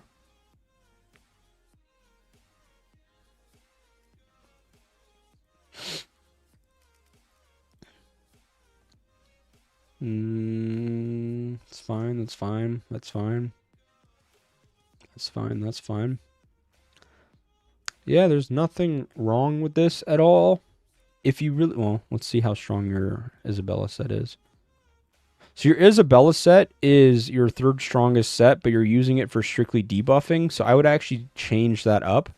What I would actually do here is I would take this Aaron and put Aaron behind Isabella, because Isabella and Aaron is like the highest damage output march in the game currently. Or one of them. It's top 3 for sure, but I would argue that it's actually the strongest one. I would run Isabella and Aaron. Then I would run so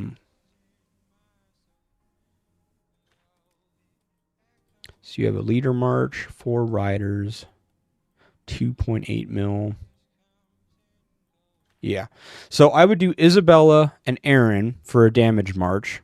Then I would take the set that is on Aaron currently, which is a 4.8 mil set, a 5 mil set, put that on to Chasey. So then you have a high damage march out of Chasey and Elena. And then I know that I just said that you typically want to have the skills talent tree for Maxwell, but this is going to be unique because if you just take your weakest march, which is 2.8 mil, you're not looking to get any damage out of this march at all. Put it on Maxwell, so then he slows them. You're looking to use Maxwell for the utility part here, not any damage output or anything. Put the 2.8 mil set on Maxwell and run Maxwell and Claude. Then you make it to where Claude slows them and debuffs their HP. Maxwell also slows them, so you make it to where their march can't move and their HP cut. Right? So then you get high damage out of Isabella and Aaron, high damage out of Chasey and Elena, and then you just have a pure debuff march with Maxwell and Claude. Yeah, Pedro, by all means. What's up, Dr. Tubbs? How's it going? But everything else looks good. Same thing here. I would take a pause in your backpack. I would just finish out your rider parts because you were a full rider account, and then go back and get work on your backpack. But get your rider parts to white first, 100%. I mean, you're running double stats on all these. These are all good. Nothing wrong there. You're at 18 on this. I would push all of these to at least level 12. I would go 12 on all these, 20 to these, and then 16 to these. So again, in order, 12, 12, 12, 12, 20, 20, 16, 16, 16, 16. And that's what I would do next. Your hero pairs look good. Everything else looks good. Counter, counter, combo, combo, crit, crit. Yeah, these all look good as well. Nothing wrong with these. Yeah. Everything else looks good. It's a really good foundation account for sure. I cannot afford all 5-star OC chips. Is it okay that I get 5-star OC chips just for brain and spine for my main beast? Is that better than just all legendary chips? I'm currently completely ignoring the OC chips and secret beasts. I mean, the stats that you gain from the OCs are going to be better than the base golds anyways. So if you wanted to go for OC brain and OC spine, that's totally fine. Because then you can still get the 4-piece set bonus from the normal golds. So yeah, I wouldn't see any issue with that at all if that's the only thing that you can afford within your budget. No issues with that. That would be maximizing it for sure. So yeah, there's no problem. My second strongest set is my leader set at 5 mil. I only have ranged heroes plus a 5/5/5 5/5/4/5 Aaron. Should I finish him and use Isabella, only Awakened, and Aaron? Yes. I'd finish out Aaron and do Isabella Aaron. Across the board, it's like the strongest set or strongest hero pair that you can run. I mean, I'm on infantry and I like the two. I've recommended it for others. I think like MSR uses it. He loves it. Yeah, like it's a solid hero pair to like all around. You get rage regen from Isabella, you get rage regen from Aaron, you get high skill damage from the skill damage bonus on Isabella, you get a skill damage bonus on Aaron as well, so you get 50% total skill damage. You get rage regen on both. Isabella debuffs the enemy marches, right? By increasing the damage that they take to up to 5 nearby marches, and Aaron deals AoE damage to up to 3 nearby marches. So just there's a lot of cohesion there in terms of their kits working together. Yeah, no worries at all.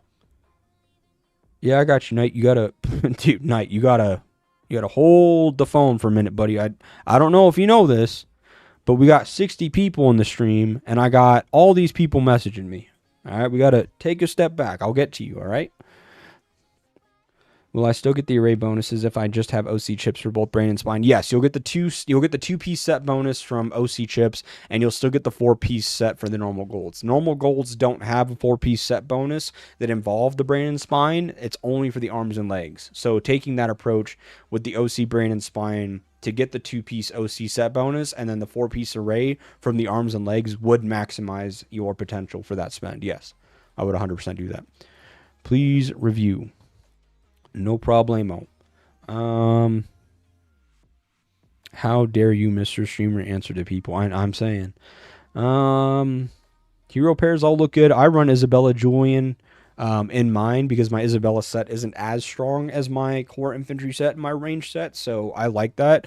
The rage regen makes it to where Julian debuffs more often, and it just becomes a double debuff march. So all these look good. Your hero pairs look good. Nothing wrong there. You're white parted out. You're running... Looks like 4 rider, 1 infantry, right? 4 rider, 1 infantry, yeah. So then, yeah, in that case, your parts look good too. You're getting HP first. That looks great.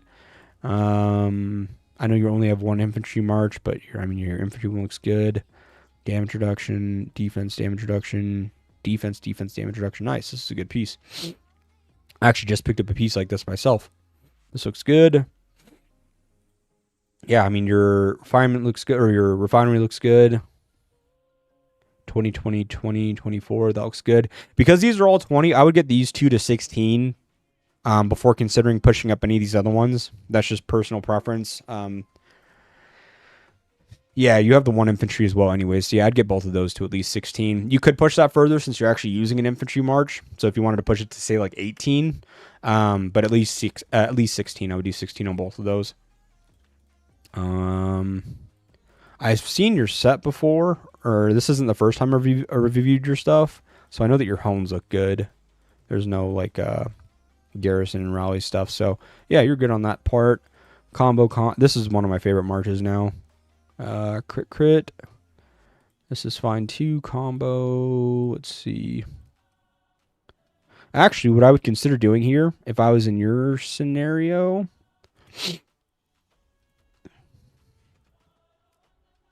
I would consider running Kong and Saber, and then, or sorry, Rhino and Saber, and then Kong and Titan, because you are running combo chips on your Kong and you're running combo chips on your Titan.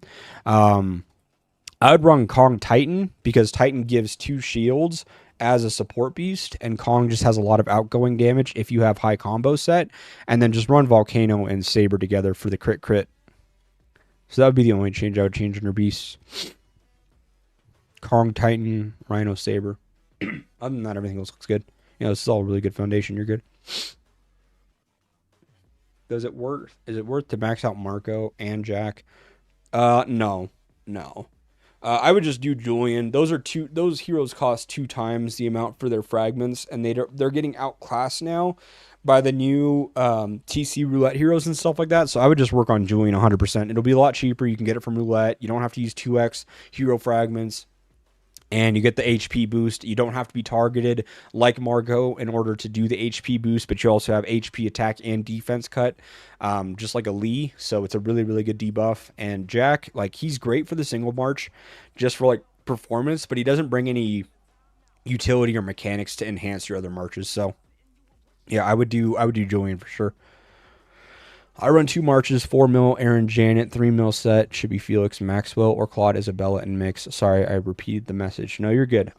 So I would run Aaron and Janet. That's fine. Or you can run Aaron Isabella. It's gonna depend because Janet gives you more AOE, but Isabella brings a debuff to your 2 march setup and bonus skill damage. So you might actually get a lot more out of Aaron and Isabella.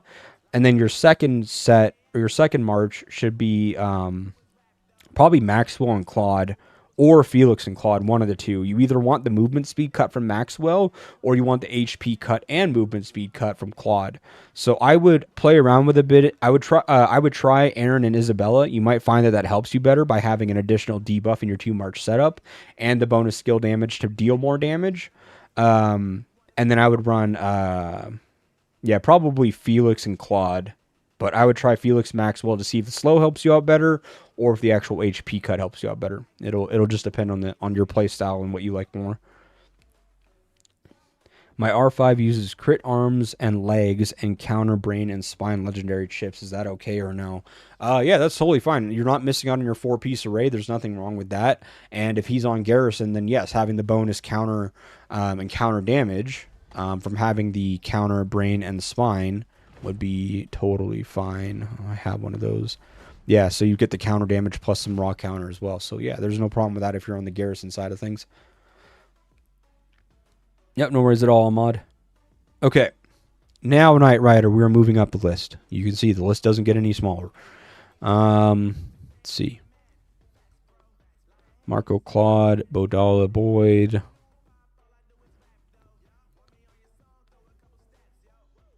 These are all good. There's nothing wrong with any of these at all.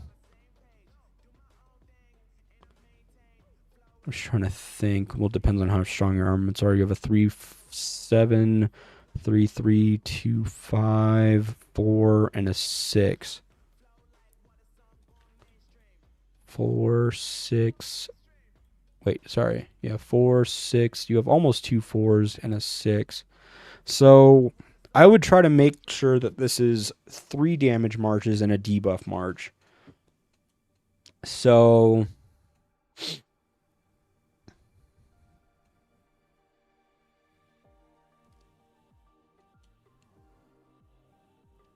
what I would consider here is I would consider, since well, let's take a look at your skills. You do have Boyd's skill to give the bonus skill damage. So this bonus skill damage that you're taking isn't helping Bodala because Bodala doesn't benefit from skill damage. So I would take Boyd and Miyamoto as a pair on your 4 mil infantry set, because then Miyamoto gives raw infantry damage, Boyd gives skilled damage, and both of those things would work well for Miyamoto's AoE. Boyd would then bring the survivability aspect for Miyamoto. Then I would run a Bodala and Claude for your weakest march, which would be your 3 mil infantry march. And then on your 3.4 mil infantry march, I would run Marco and Julian. So you get your raw debuff from Bodala Claude, you get your double debuff from Marco and Julian, you get your damage output from Miyamoto and Boyd, and damage output from Sakura and Isabella. Now your ranged march is super weak at 2.1 mil. I just wouldn't be sending that out at this point. I would wait until you get that march to at least 3 mil before I send that out into the field, if you are already. Also, you're running 4 infantry and 1 ranged. I would get your infantry parts up to white first before finishing out this backpack. The backpack is expensive, and you don't have enough of a balance of marches going out to justify the costs. 4% damage, attack, defense, damage reduction. Yeah, these are all fine. Nothing wrong with that. And then I assume these are just a work in process too. Yeah. Looks good there too. You're at 24-22. I take full stop on this and go 16 across the board on all of these right here. Stop on the infantry ones, go 16, 16, 16, 16 on all of them. And you can do it incrementally. You can get all of them to 6, then get all of them to 12, then get all of them to 16. But I would do that first before I consider getting the other ones back up, or refocusing on the other ones. Counter, counter, combo, combo. These all look good. Yeah, no problem at all with these. So, yeah, just those few things. Change the heroes around a bit. Refocus on the vehicle side of things. And you should be good.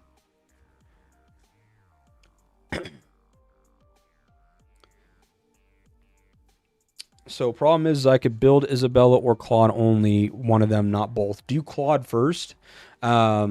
Yeah, do Claude first because he works very well with all of the heroes, and he works well even in a weak march because he gives raw damage reduction and damage cut to the enemy and slows them and HP cuts them. Like, he just has so much debuffs, and he doesn't need a strong armament set to actually shine. With Isabella, she obviously does debuff, but because of her skill damage bonus, her rage regen, all that stuff, you typically want to have a strong march already to pair her with or to use her with. So Claude would just be more flexible for you since you're in a growth phase of your account, and you'll use Claude for the long foreseeable future. So I would start there and focus there first.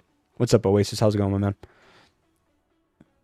If possible, could you please make a detailed video explaining how beasts and beast ships work for complete beginners? Somebody who doesn't know anything about this topic. There isn't such a video on YouTube. I've tried to contact IGG and they don't help me either. Yeah, I have been requested for that for a long time, and that is my #1 most requested video currently and has been for a long time. I have a lot of information that goes between the lines and things that aren't just actually posted in the skills description, the attributes description, the chips description. There's a lot of hidden mechanics and how things work and cohesions and stuff. But the problem is that I take advantage of a lot of that and use it to perform well against even like maxed accounts and stuff. And so I know that the minute that I put that out, the advantage that I have in a lot of my matchups goes away, because a lot of my enemies watch my videos. So I even announced it that when I quit the game, I will put that video out. It'll be the most detailed video Doomsday has ever seen on any topic ever. I've been taking notes on it for a long time. It's 4 pages long. Like, if I was to just raw record the video, it'd probably be a 2-hour video right now. That's how much information is in there. But I enjoy having an advantage. And that might be selfish. It absolutely is. But I do like having an advantage by knowing things. Now, I will say, a lot of that same information that would be in that video, like 90% of it, have already been asked as questions in the community Discord, and I've answered those questions there. So if you've been paying attention, and if you're in the community Discord, and if you're asking questions and pay attention to the questions that other people ask and the answers that I give, I've given a lot of those answers. I just don't have a centralized video that's a source of truth that anybody can reference and just send to anybody else. It's more of like an exclusive thing where if you join the community, which is completely free, there's no subscriptions, no payment, no nothing like that at all. You literally just join the community Discord and go to the guidance channel and look at the questions or search in there. You'll find a lot of the same information. So I don't gatekeep the information. I just don't create a centralized place for everybody to quick reference it like in a video until I'm kind of like burnt out on the game, and then it doesn't really matter if everybody knows it. So yeah. So I will get, I am an open source, and if you ask me the question, I will never withhold information that will help you as a player or help your account. Odds are that if you ask the right questions, I'm already telling you the same information that would be there anyways. I'm not just putting a banner over my head and a sign in a video that says, "Hey, here's all the information, come get it." It's just like I'll give it to you if you ask kind of thing. It's really the best way to put it. Yeah. So, any changes I can make? Yeah, sure, I got you. You are running, I assume, 3 marches in the field because I would not be putting Claude out there right now. This looks good. This is fine. This is fine. You have a full. So you're running 3 marches. I would run 3 marches in the field, and I would get rid of the Julia, and I would put Claude here. And just run Sophie, Ethan, Cedric, and Louis, and then Lynn and Claude, because then you get the HP cut from Cedric, you get the HP cut from Claude, you get the bonus damage taken debuff from Sophie. So you have debuffs working each of your marches. You have a lot of damage output, that kind of a thing. But I wouldn't flex a 4th march in field until you have that a bit stronger, somewhere around the 3 mil mark at the very least. I would take a full pause on the backpack. Same thing here. A lot of players do this. They see the backpack ones. They see skill damage, damage reduction, and raw damage. They think, oh, it's expensive because it's the best buffs. Yes, they're the best buffs, but they're expensive because they're giving the buffs to ranged, rider, and infantry all at once. That is why their high price is there, not because of just the stats. HP is another form of damage reduction. Defense is another form of damage reduction, and attack is another form of damage, right? So you could max out your equipment for your ranged and then come back to your backpack and take those expensive parts down the road. Damage reduction, and damage. Nothing wrong with that at all. 15 and 17. I like this. Take a pause here, get these others to 12, and then push those to 20, right? So in order, we're taking a pause. We're going to go, let's go 6, 6, 6, 6. Then we're going to go 12, 12, 12, 12. And then we're going to go 20 and 20. All right. And that should give you plenty to work on for a bit. As long as you don't have garrison and rally hones, then your hones are fine. And it looks to be the case, so looks good. Beast-wise, we only need 3 of them, so combo is good. Crit is good. Okay, yeah, I mean, there's nothing wrong with this at all.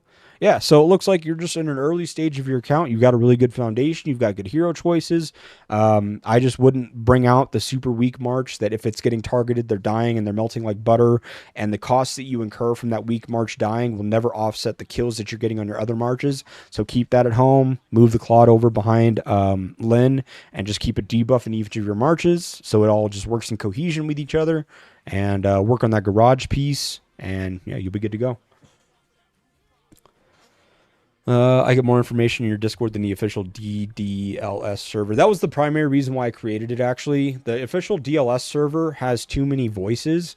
What I noticed is that if you're somebody that can type, then a lot of people in there label themselves as educators, and I kept seeing a lot of misinformation being provided. And I used to be very active in there, but it would take a lot of effort to try to correct wrong information that was being provided to people there. So I just more just created a Discord where people can come get the correct information, is the best way to put it without sounding too fucked up. Yeah, I'm having to play damage control in the official DLS server with everybody having an opinion or what they state as facts, which in many cases isn't. So it's easier for me to just have my own Discord to do that. And I also have I can just show it here actually.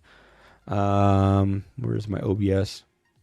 So this is the community Discord here that we have, and we have like a general section. We have a general guidance discussion or game discussion, game guidance discussion channel. So this is mostly for actual like guidance and help. This is your actual just general. You can talk about whatever in here. We still mostly talk about the game. There's a refinery section, want to buy and want to sell. So like for myself, I made a post today that, hey, I'm looking for refinery pieces that have these basic attributes, these specialized attributes. And then we can determine the price of the sale. And here's an example of it. So people could post in here pieces pieces that they're looking for, and other people can reply or send them a message on, hey, I have that piece without you needing to list it. You can also go into here, and there are, I typically delete them after they've been sold, but you can come into here and show your items, and you can do that to get it out there and show people that you have an item for sale before needing to list it on the market. So if somebody's looking for one of these pieces, they can just search through here, find it, and then you can just mark it as sold. So since this is marked as sold, I'll just go into here and just delete this post itself. And that just keeps it clean in here. So we've had a lot of pieces. I've even myself, I sold a few gathering pieces in there as well. But then there's this pin tips for all channels section, or for all players section. So based on the discussions that we have in the game guidance discussion, if we come across topics that can help a large mass amount of players, more than just the one person being asked the question, we'll take the information, we'll pin it in here. So we'll have field rider pair setups, rider stat priorities, diminishing returns and stat explanations, workshop upgrade order guide, along with a document to actually go in there, put in like, hey, I'm at 18.4 and I want to upgrade to 22.4. Like, how much is that going to cost me? That kind of a thing. How much firepower protection am I going to gain? That's in there. Recommended order for superb armament, 5th slot rare honing and devices, the device tier list, movement speed reduction logic. This is mostly around Maxwell. Archipelago raid, I put a chainsaw zombie spawn map in here that you can download or that you can use. Order to get the new rare hones on the new Section 9 armament set. Gathering speed versus gathering bonus for refinery, which one you should get. What percentage you should target. The math, the calculations behind all of it. And then how to save and use your 2x vouchers, things like that. So this grows over time as more people use the community Discord. I mean, we have, 40... 77. We've got almost 450 people in there already. So it's other people just like you guys looking for information. So you guys are more than welcome to use that. And an invite to those Discords, or that Discord, should be in both the Twitch and the YouTube channel descriptions. Fours Fed V6. I appreciate you subscribing. Holy shit. Hey, bro, would you finish transcending Stella 3 out of 4 already, or just start on Sakura, low spender account? I would absolutely pivot to Sakura. If you're a low spender, then odds are you're using these S tier heroes for the field as well. And Stella doesn't do well in field because she has to be targeted in order to build her War Will stacks, get the basic attack damage reduction, use her second skill damage skill, all those things, right? And if you're being targeted in the field, odds are also that your march is dying fast because you're not being targeted by one march. It's typically like 5 marches that someone's using. So you just don't get much usability out of her basically by focusing on her. Whereas with Sakura, you have the AoE, you have the high damage scaling, you have really good stats for the field and all that kind of stuff. So I would start focusing on Sakura, and you really only need the first and second skill transcended for her to shine in the field. So I would pivot and do that. PoE, it's Path of Exile. It's a game on Steam. It's a really fun game. It's an RPG game. There's a lot. It's a very complex, multi-layered game. There's a lot of mechanics to it and stuff. But it's one of those things where it's like, if you can learn the mechanics in that game, it'll dissect all the other games that have mechanics for you, like Doomsday. So yeah, it's just a very complex, multi-layered RPG game that's a lot of fun. Skynet and RC about to bust your office door down. I don't have a problem with RC. RC gives really good information and ask questions as well. Like, to me, the best educators are some of the best students. So I like to ask questions also. It's just that I typically end up researching and figuring out the answer for my question myself in this game. But people that ask questions as much or more than they give answers are typically the people that I look at as good advisors. So I don't have any issues with RC at all. Skynet is a different story. That's he's a meme. But let's see.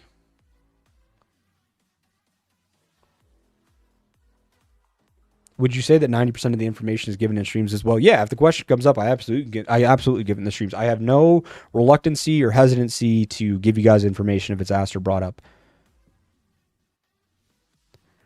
You need 5 minutes of explaining to correct someone who said one wrong thing. No, it's absolutely correct. I also don't like typing a whole lot, like long, lengthy explanations. So that's why things like account reviews here are a lot easier to do. But I don't mind answering questions in the Discord either. It's when you have to do a lengthy response to correct somebody and then provide the correct answer, and then that person typically gets defensive, then you have to correct them again. That's when I'm like, okay, this is just like, dude, like what are we doing? Huh? Oh, you can put it right here. I'll have it in a minute. I haven't eaten anything yet. Thank you so much. You're the best. Closing in on 4K subs. Yes, sir. I appreciate you guys. So does Stella only Awakened is better than Sakura in the field? No. Sakura outperforms Stella in the field 10 to 1 any day of the week, regardless of them being Awakened or Transcended, any of them. I used to watch it when I was 12, but never got to play it. Still a really active game, be it PoE 1 or 2. Yeah, I like both of them. I'm learning PoE 2, I will say. There's a lot of flexibility in PoE 2 with a lot of the game changes and mechanics. So I'm still learning, but I like games that tickle my brain, that force me to think. That's why you guys that's why I'm here streaming this on a Thursday morning, because you guys keep me entertained. What's your pairs for farming nodes? Does it matter? Yeah, it can. I just try to maximize who goes to what. So like for gathering wood or food or oil, that kind of a thing. A lot of it is more based on your armaments. So I've worked on my armament set. So like Maxine is gathering oil. So she has 115 plus 36. So she's at 151 for oil. Sarah does food and has 36 plus 111. So pretty much the same thing. They're all around 140% or so. 103 plus 54. So, but then from there, yes, I just pair it with somebody. Like I pair somebody that has good wood gathering bonus with somebody else with good wood gathering bonus, that kind of a thing. So it does matter. If you wanna screenshot it, I'll give you a second here. So this is food. This is wood. This is food. And then this is oil. And then this is what is this? This is wood. Yeah. So wood, oil, food, wood, food.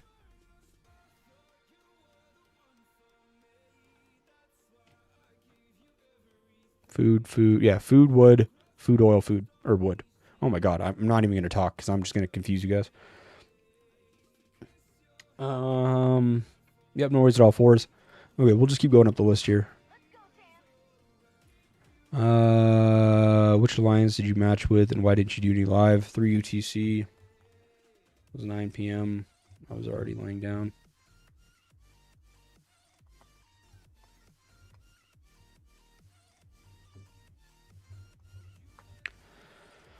Can you buy something?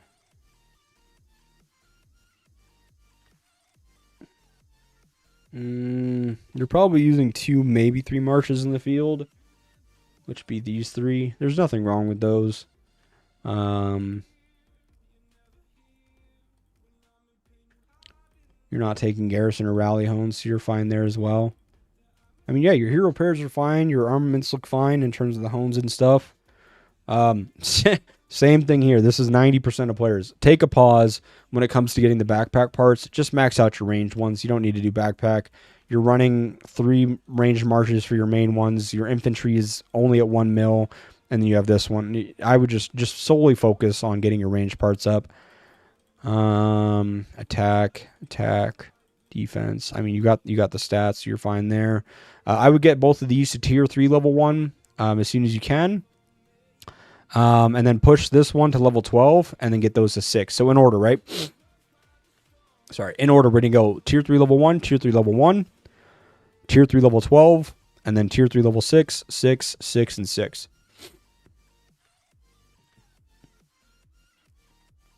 Let's see. I would probably pair Rhino and Rhino, Gaia and Deer, and then Pluto and Crab, or Mimic and Crab. Just keep combo, crit, counter together. Other than that, your everything looks fine. No worries at all.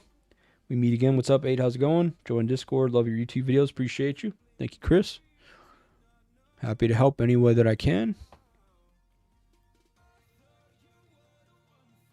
Oh, yeah, look at you guys. You're all flooding in. 1, 2, 3, 4, 5, 6, 7 of you just joined after that little announcement.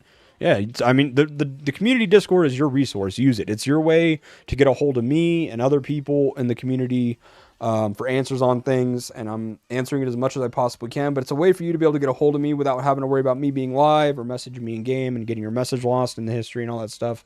And it's a good place to be able to reference previous information as well. If you can check mine too regarding beasts or pairings on heroes and beasts, Maxwell just not up, leveled up, or just not yet leveled up, but his 4 skills are 3-1-1-1.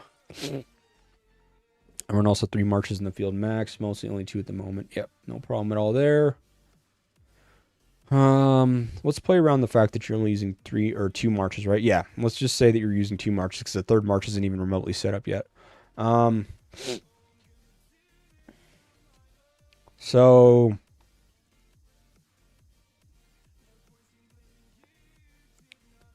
yeah, this is fine. I would just use these 2 pairs to the field until you get other heroes leveled up. What heroes would I level up? I would probably do, well, actually, it really depends on the direction of your account. If you want a Garrison, you can go Chasey. If you want a Rally, you can go Rubina. Janet's a good one to level up, but at this point, I would probably start leveling up a Claude for your account because you're going to use it whether you're using 2 marches or 5 marches. Claude will be somebody that sits in your 5 march setup. These 2 are fine. You can just run those hero pairs for now. Yeah, your homes look good. There's nothing wrong with your homes at all. Beast marches, you're running crit, Chiron. Let's see what your chips look like first. So you're going to be running 2 marches. You're running crit, which is fine. So if I was doing this and I was running it in the field, I'd run these 2 for sure. And I wouldn't do the gold replacement as a lead on your 2nd march until it gets to at least tier 7. So I would run this Sabertooth with this Rhino. Yeah, I would run this Sabertooth with this Rhino and just run crit chips on them too. So I'd run crit. Put the maxed out purple Saber in front of the purple Rhino and just run those. Then as you get gold, actually, no, change that. Change that completely. I don't know why I read this as +3, not +9. Put your gold or your purple Saber behind the gold Saber here and run crit, and then put this gold Rhino in front of this purple Rhino and run crit there as well. So you're gonna go gold Saber, purple Saber, gold Rhino, purple Rhino, and run crit on all 4 of those, and do that for your 2 marches. As you get a 3rd march, maybe flex into the combo side of things. So that could be your Chiron that's getting up plus like a purple crab, or you can level up a gold crab too and put the gold crab in front of the purple crab, and just I would get a combo mixed in there somewhere. Damage attack. That's exactly what I'd recommend you do. You're at 13 and 10. I would go 6, 6, 6, 6, and then 16, 16, then 12, 12, 12, 12. Right? 6, 6, 6, 6, 16, 16, 12, 12, 12, 12. Yo, Z question. Why is it that in arena it shows my strongest march at 4.8 mil, but it's 5 mil? No, so it doesn't account for the might of the hero itself. It's only accounting for your armaments. So your hero itself, without any armaments on it at all, so like this one is 422,000, 423,000. That isn't accounted for. All it's accounting for is your armaments itself. So if you took your armaments at, say, 4.8 mil, you added 423,000, that's how you get the actual max here. So if I unequip this, Sophie is 402,000, but with armaments, she's 7.5 mil. But in arena, this looks like 7.1 mil or whatever it is, because it's only counting for the armaments themselves, not the actual hero. Can you check arms for DOD 814? If you're talking about what? DOD 814, what does that even mean? Claude is just level 16, no skills. I would still level it up. Z is Eileen. Sakura, 2 transcended good main marcher field. 2nd is Miyamoto Julian. 3rd is Bodala Claude. Yeah, that's totally fine. Yeah, those are totally fine. You're getting the double AoE boost out of it. You could try Miyamoto Sakura and Eileen Julian, because I think Miyamoto's raw flat damage gives more damage for that pair, so you might get more out of that. But yeah, I mean, in general, that's totally fine. Yo, Z, after level 23 tier 3 workshop, is there any good with Go update lower tier 3 device for squad firepower, or should I just keep one squad type? I would level them all up incrementally, right? So if you have one set at 20, I would get the other ones to 16 before pushing it from 20. Then I would go from 20 to 22. Then I would get all the other ones to like at least 18, ideally 20, and then just do the back and forth like that. As always, great content. Yep, no problem at all. Appreciate it. Rhino is full potential.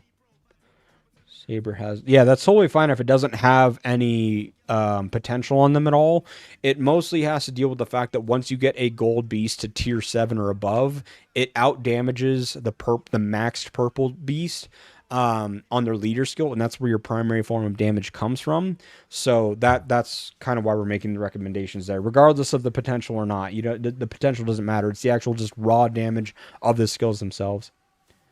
Z, would you say a free-to-play rider player, is it better for a 4th/5th range or infantry march since doing all 3 is heavily invested and running 5 riders is RSS intensive? No, because what you end up doing is that you don't have, especially as a free-to-play, you don't have all white parts. So the parts that you would be focusing on for rider aren't giving you boosts and buffs for your infantry and your ranged. And then same thing for your refinery. Your refinery, everything that you're focusing on for that one troop type isn't going to the other troop types as well. So the things that you're getting that are universal for all of your rider marches aren't universal for your ranged and infantry marches. So you're actually punishing yourself by doing that.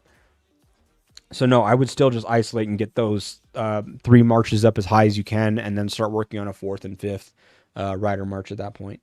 You should definitely upgrade your lower ones if you're already at 20 for the main type. Yep. I have gold blaze and purple jellyfish. I'm running combo 500 and crit 200. Is this good? Yeah, that's totally fine. You do want to flex combo more than crit because there's a lot less damage reduction for combo than there is crit damage reduction. Hi, are you the infantry? You are the infantry main? Yeah, I'm an infantry main player.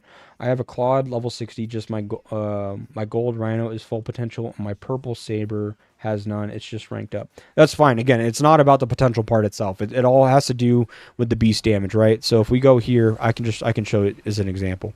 So let's take a purple saber maxed, right? 526 skill damage on a maxed purple saber, as opposed to a 720 on the gold. And if you do, oops, closed out of it.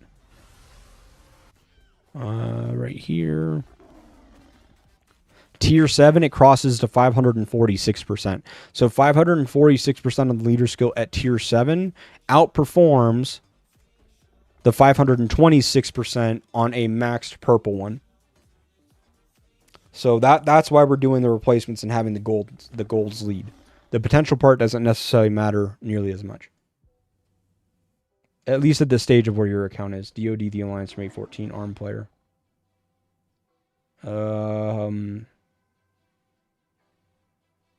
What benefit do I have going to 814 and looking at an R5? I don't get it.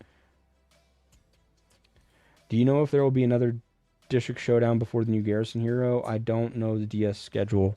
Well, the new hero is on 7/27, and considering we're at 6/18 right now and you wait a month, yeah, there should be one more District Showdown before the new hero. Okay, so now we're going to go down here and work our way up. Loot live to share a report to you to take a look. Oh, it's Adam. You're running 3 marches in the field? I would be running 3 marches in the field. I would keep this for your main march. This is fine for a second march. And I would remove Bianca here. And I would move Eileen down in front of Julian. Yeah, because these marches aren't terribly behind. This march is your main damage march. So it's not so far behind that you only need a debuff/buff march. And Bianca, while she's great, I would save that for your next march to get up. So when this 2.3 mil march, or 2.7 mil march, when this gets to like 3 mil, then what I would do is I would run Sakura Miyamoto, Bodala, Bianca, and then I would run Eileen, Julian, and then a Dut Claude. So again, Sakura Miyamoto, Bodala Bianca, Eileen Julian, Adut, and Claude. and that would be your 4th march after you have this set, and this march to at least 3 mil.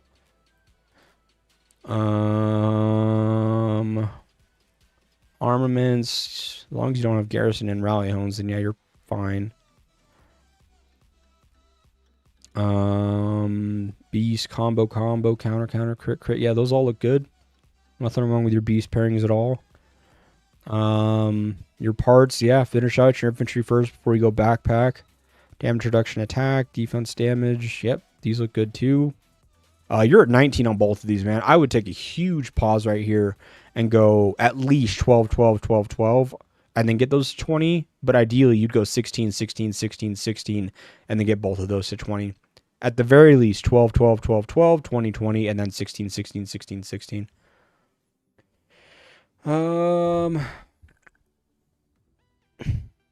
New matchmaking, not sure if already discussed. Are we still taking off armaments and keeping troop counts like T6 trucks low? Team of newer T6 of upcoming T5s. Yeah, 100%.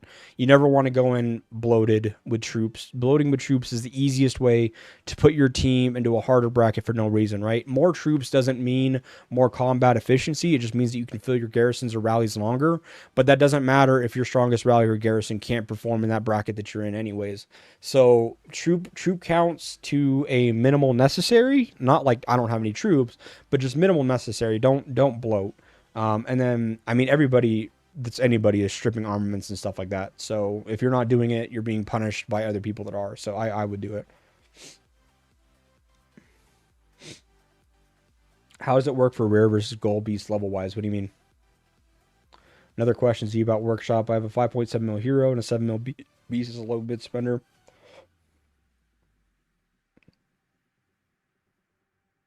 That's totally fine. I mean, that's kind of the same approach I took as garrison. I don't want them to get barrage fire effects on me for free. So I have 4,906 or 4,950 protection and 2,900, almost 3,000 firepower. And I did that because on garrison I didn't want the enemies to or a bunch of enemies to have free barrage fire effect on me. So there's nothing wrong with doing that, Zeds. I did the same thing. How much is your best hero might? My best hero is Boyd for garrison. Like, this is just, I think I'm running like 60% damage reduction and like 50% damage. But he's 7.1 bill, and Sophie's at 7.6 pretty much. But I don't have the refinery for range like I do infantry. I don't have the parts. Well, I have almost the parts for range like I have infantry. What else am I missing? I think it's the garage. I have 2320 on infantry, but range I only have 15 and 23, so I need to get the offense up as well.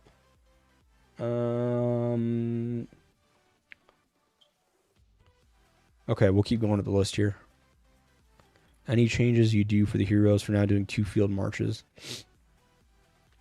Which marches are they? 2 riders? Okay. Who did you have it on, by the way? Felix, okay. Your Claude isn't done yet, so this is totally fine. Because you're just maximizing AoE here, and this is maximizing damage output as well. There's no problem with this. I would flex this to see if Felix and Isabella do better than Rick. Because Rick isn't transcended, so he has some pieces of his kit that he's missing. Same thing with Chasey. So I would actually try Felix Isabella just to see if her bonus skill damage, bonus rage regen and all that, and her debuffs that she brings to the table outperform the Rick. And I have a good feeling that it will. But this is totally fine for like AoE and then trying that. Yeah, you're good on hones too. Beast, crit, physical combo. These are all fine. There's nothing wrong with that. And it looks like everything else is a work in progress, so there's not much to say there. I'd take full pause, get rider parts done. Damage reduction. Oh wow, nice. Damage reduction. Wow, okay, look at you. Yeah, nice. Those look all good as well. 16, 12. I would get this 12 to 16 because the others are already all at 6. I get this 12 to 16 and then push those other 6s to 12. But that you're looking good there as well. That's the only thing that I would say Baguette to flex here is to just try that. If Rick was transcended or if Chasey was transcended or if your Claude was done, then there would be arguments to say other recommendations. But because your Claude isn't done, you don't have the Transcended on Chasey or Rick. I would try the Isabella portion of it, and you may have. Yeah, you have a couple transcended on Chasey, but it's kind of the same thing. Like Isabella doesn't need the transcending at all. Her first skill makes it to where she goes from debuffing 3 people to 5 people, which cool, you get 2 more, but it's not like she doesn't have her debuff. And then she has a larger squad size, which obviously that helps a ton, but that's more of a convenience than a utility effect that she has. So yeah, I would try that just to see how that works. For riders, is it best to go with defense, squad damage, and attack for hones? We're just 2 to 3 months into the game. It depends on your role. If you're playing field, go full damage and attack and just offensive. If you're playing garrison at all, or yeah, if you're playing garrison at all, then flex some damage reduction and defense and those types of things. But if you are just rallying, especially like flank rallying, like a second or third rally or a counter rally, or you're playing field, I would just maximize your offensive stats. Dan, bro, you've been wailing? Me? I'm doing okay, I guess. I'm doing all right. Boyd, Riven, spam, shield. It doesn't really do anything for you. Like if you're talking about like single rally garrisons, like Island Raid, then yeah, Boyd, Riven can do really well because you can out-sustain a lot of the damage that the rally provides to you. Granted that there's no swarms and no multi-rallies, but for field, no, I wouldn't put Riven anywhere in the field. Then they switched the new matchmaking system. It has to do with might and a player's event kills instead of the event score algorithm. Yes and no. What they did is they kept the same combat rating system to where all your different pieces, your armaments, and all that stuff attribute to your actual battle rating. But what it is that based on your previous performance score, so if you performed really well, then the multiplier that you get is higher. So for example, if my armament might total is say, let's say that my equipment is 37 mil. If I performed really well, it maxes out at 1.15x is the multiplier, or 115%. So you would take that 37 mil and you would multiply it. So 37 million times 1.15, and it's rating you instead at 42.5 mil for your equipment might instead of 37 mil. And it does that for all of your different parts, your squads, your refinery, your equipment, your armaments, all that stuff. So the better that you do, the higher the multiplier is, and it caps out at 1.15x. But you've seen it as low as like 0.5x and stuff. So people that took off armaments, their combat rating actually went up if they didn't play in the event or whatever have you. And then the people that performed really well, like I said, it kind of inflates it there. So, brothers, long time no see. I haven't seen you guys at any events lately. I don't know what you mean by not playing any events. I just put out a video for the last Island Raid. I streamed the AR before it, and made a video on the AR before it. So we definitely play all events. I think IU should still be here. I mean, unless I'm mistaken and having a fever dream, I think that we're very, if anything, we're more active now than we've ever been. Hey, Z, which piece would be better to build? I bought the Hawkeye. Should I build on that and drop the Vector, or just add squad damage to the Vector? I am an infantry field working on backup garrison. Ooh, that's actually a good question. I mean, the attack and counter damage from the Vector will outperform basic attack damage in garrison, but the raw basic attack damage will shine in field or rallies. So there would be an argument to have both. I would do the Vector first, since it's more universal for all 3 roles to excel, to do exceedingly well. Then flex the Hawkeye as a niche piece to equip during rallies and fields specifically. Hey, what are you doing? Oh, you got it? Oh, just making sure you didn't drop something. Perfectly. No problem at all. Anything I should change stat-wise for this? What are you running here? Block is at like 770, 620 lethality, 75% attack, 50% defense. I mean, if it was up to me, I can see already without going down this list. You have Garrison Hones. I would get rid of the Garrison Hones. This Garrison counter damage, if you honed it, could end up being damage or damage reduction, and that's going to far exceed it. I would get rid of the Garrison Hone here and this one as well. Both your Garrison Hones are sitting on devices. I would get rid of those. Take the attack, lethality, block, defense, obviously, over that. But you have a chance by having those there that you could get damage or damage reduction, and those are far better. I would do that. If you really wanted to get nerdy about it and technical and say like, hey, how can I take this piece and I know, or this set, and I'm not going to spend money anywhere else, I strictly just want to make this as good as possible, I would start removing some of the attacks and defenses and chasing lethality and blocks. But that is like an absolute whale approach. From a non-whale approach, I would still just get rid of the Garrison Hones. 100%. Do you think dropping armaments and ships, etc. work? It does work. I know for a fact it works. We did it ourselves. Yeah, definitely too much fighting. We're just cooking ourselves to never get a lead again. Yeah, that's pretty much it. It absolutely works. It match makes you off of battle rating still completely. And it may seem imbalanced because you're like, oh, well, our map ranges from six bill combat rating to 9 bill combat rating. Well, yeah, there's a swing on it, but if you had dropped your armaments and all that stuff and been, say, like 4 bill combat rating or 5 bill combat rating, you wouldn't be in that bracket in general because it's ranging from 6 to 9 bill. So it's still like Island Raid is unique. And I think this is one of the confusing parts that people are getting mixed up. They're kind of putting two things together and calling it one, and it's not the case. They changed the way that your battle rating is built. They did not change how Island Raid does matchmaking. Island Raid does matchmaking by taking 2 to 4 strong teams and 4 to 6 weak teams and putting them on one map. That part didn't change. The only thing that changed is the calculations to make up your battle rating. So you can impact your Island Raid matchmaking by changing your battle rating itself, but in terms of the map format, that didn't change at all. They think that just because they changed the combat rating, that they changed the way that they matchmake for Island Raid. They didn't. Your island is still going to be 2 strong teams or 4 strong teams and 4 to 6 weaker teams on a map. That's just poor game design. That part didn't change. But you can influence your combat rating to try to set yourself up for the best map possible.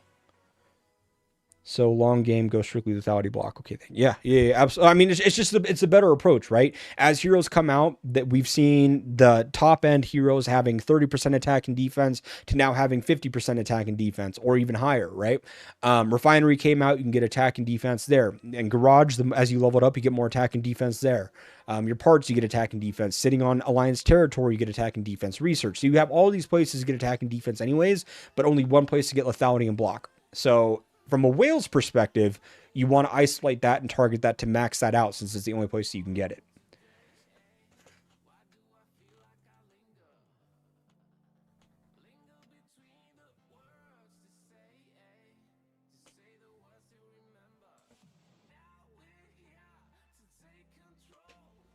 How much does it cost to upgrade a hero to maximum transcendence level? 500 cores. I can't remember how many hero fragments, like 580 hero fragments, 680 or something like that. It's something stupid. I think it's like 580 hero fragments or something. It's a stupid amount. Is it just armaments and beasts then? The workshop specifically says it can't be manipulated. It says that, and it used to not, but for whatever reason it still does. Did all the calculations on it, screenshotted it, posted it. It's in the community Discord. Your refinery, your garage, your beast chips, and your armaments are all things that you can take off to influence. Yes. Here's a fun fact, Sean. I don't know how long you've been in the game or how much you've been around, but they say a lot of things in this game, and it does not perform the way that it says. They said, hey, Isabella does this. It didn't work like that. They said, hey, we fixed Isabella. They didn't fix Isabella. So I mean, same thing with Janet, same thing with Jacob, same thing with Jonathan. We've been through this a number of times. They'll say stuff and it does not operate that way. There's a huge disconnect between the people that create the skill descriptions and all those things and their development team. How many travel speed hones do you recommend for rider fields? Depending on your G bracket. If you're in the lower brackets, you really don't need them at all. If you have even like 2 speed hones in a lower bracket, it does really well. If you play in Apex, I think most people are running around with like 30% move speed on each of their marches. So it just depends on the bracket that you're in. There you go. Thank you, Baguette. There's your answer. Arm. Okay. Um, 1, 2, 3, 4 marches for field, maybe 3, maybe 4. Do you have a skill transcendent on Boyd? You don't. I would still move this around. Julian leading doesn't do well because he has really slow rage regen. I'd be running a Boyd, Julian, and a Bodala Claude here. Other than that, the other marches look fine.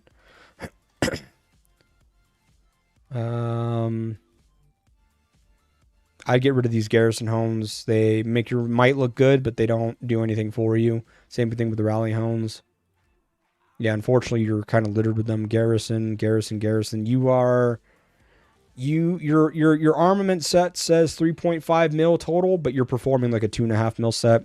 This armament set says 5 mil, but 1, 2, 3.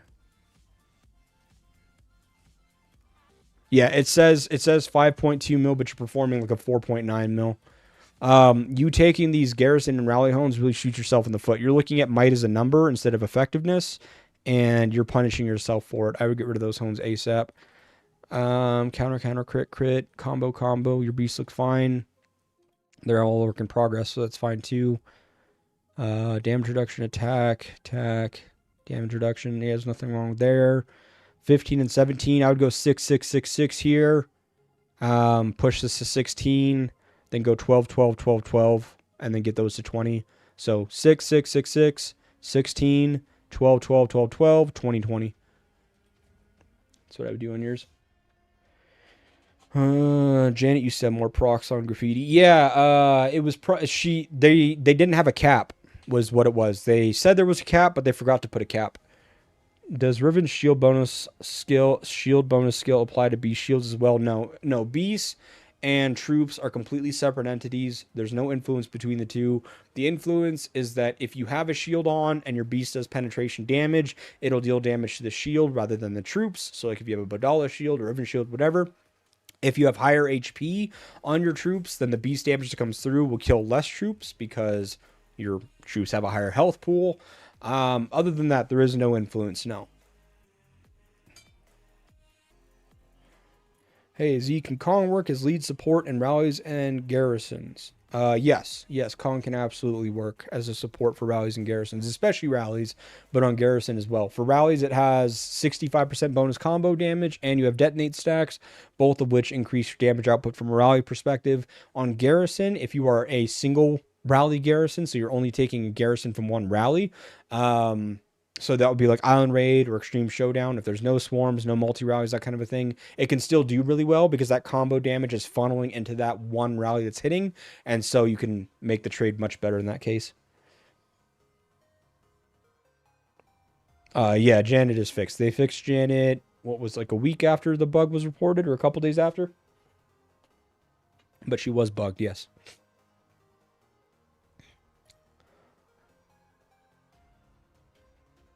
I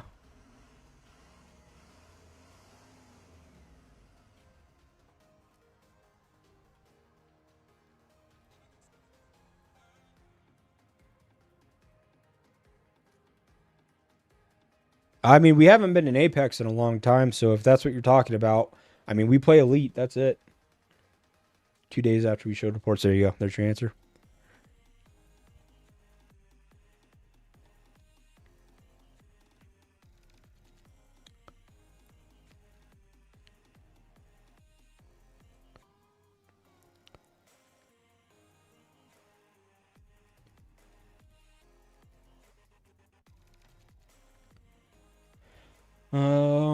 Yeah, it should be everything. How long have we been at this? 2.5 hours? Shit, it's lunchtime. I'm hungry.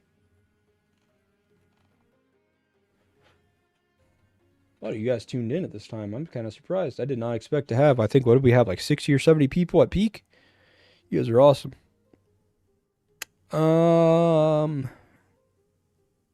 Yeah.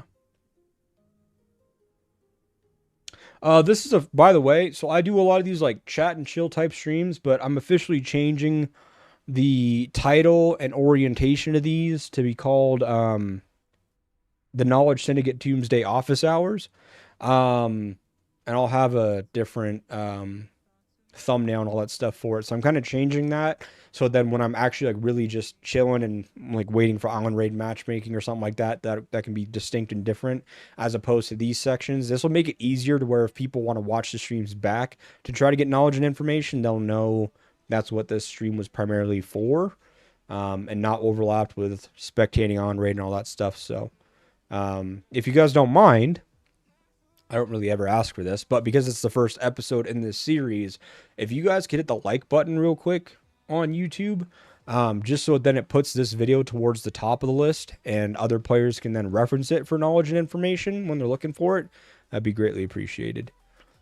And I have to start a new YouTube playlist to add this as the first episode, so I just want to move that playlist up in the rankings on my channel for visibility. So, yo, check mine already sent before. My boring hero pairs. Oh yeah, Chris, I got you here for chip combos. Holy cow, man, my allergies are kicking my ass today. Can for combos the best way? Yeah, absolutely. Combo is definitely the best way to go for him because you get to take advantage of the combo damage, the 65% combo damage that he has as support, and then also obviously that's what procs his active skill, and you also get that. You need the active skill to proc in order for the detonate to proc. So by having high combo, not only do you have this procking more often, but you get the detonate to proc more often, and you get the higher combo damage as well from the combo chips. For Pango, I would go crit because Pango also builds counter. So just by having a Pango lead, he gets counter up here, he gets counter damage here, he gets counter here. He gets counter here as well. So he gets a lot of counter. So that crit will make it to where that counter can crit, your combos can crit, your leader skill can crit, your active skills can crit. So you want to have crit on your Pango and then combo on the calling set.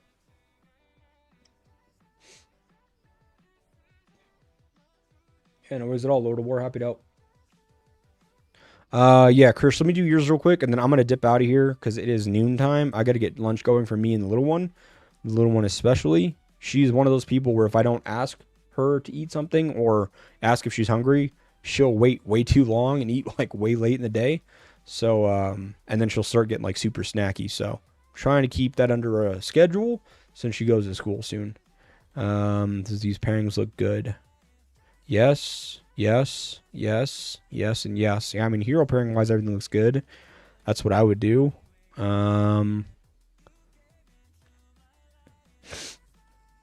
Your Aaron is being bottlenecked by a 3 mil March. What I would consider here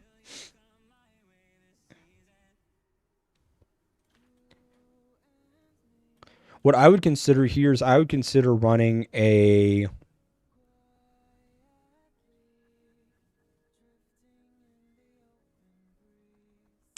I would consider putting the rider set from Rubina onto Aaron and running Aaron and Metalk. The reason for that is that Aaron deals bonus damage for, I believe, is it 4 seconds? For 4 seconds when she goes, or when he goes into the high mobility state, right? So what'll happen is that Aaron will use Aaron's rage skill, and then for the next 4 seconds dealing bonus damage and AoE. If that AoE is hitting other people, that's a lot more damage, and all that is being calculated by the 3 seconds that Metalk is gathering how much damage you do for 3 seconds. So Aaron and the AoE is there for the full 3 seconds that Metalk is gathering that 3 seconds worth of damage, collecting all of that, and then duplicating it. And then Rubina behind Isabella is for the fact that Isabella does a debuff onto the March that increases the damage that they take. And then Rubina is going to do a single second nuke next, where she's going to deal up to 6 bonus instances of damage, right?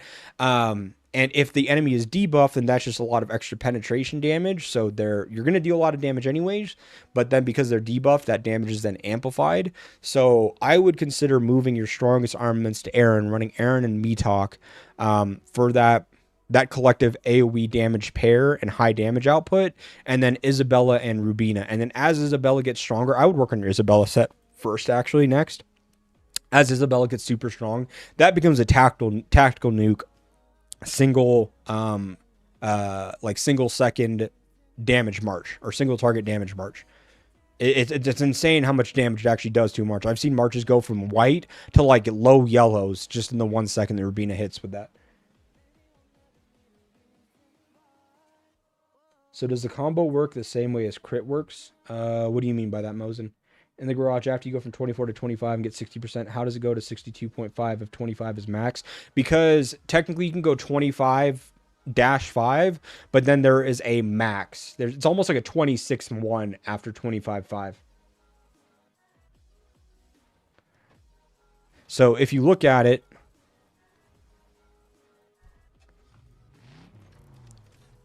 it says 25 here, but then it says max level. So you could still get, this is 25-1, but then you can max it out.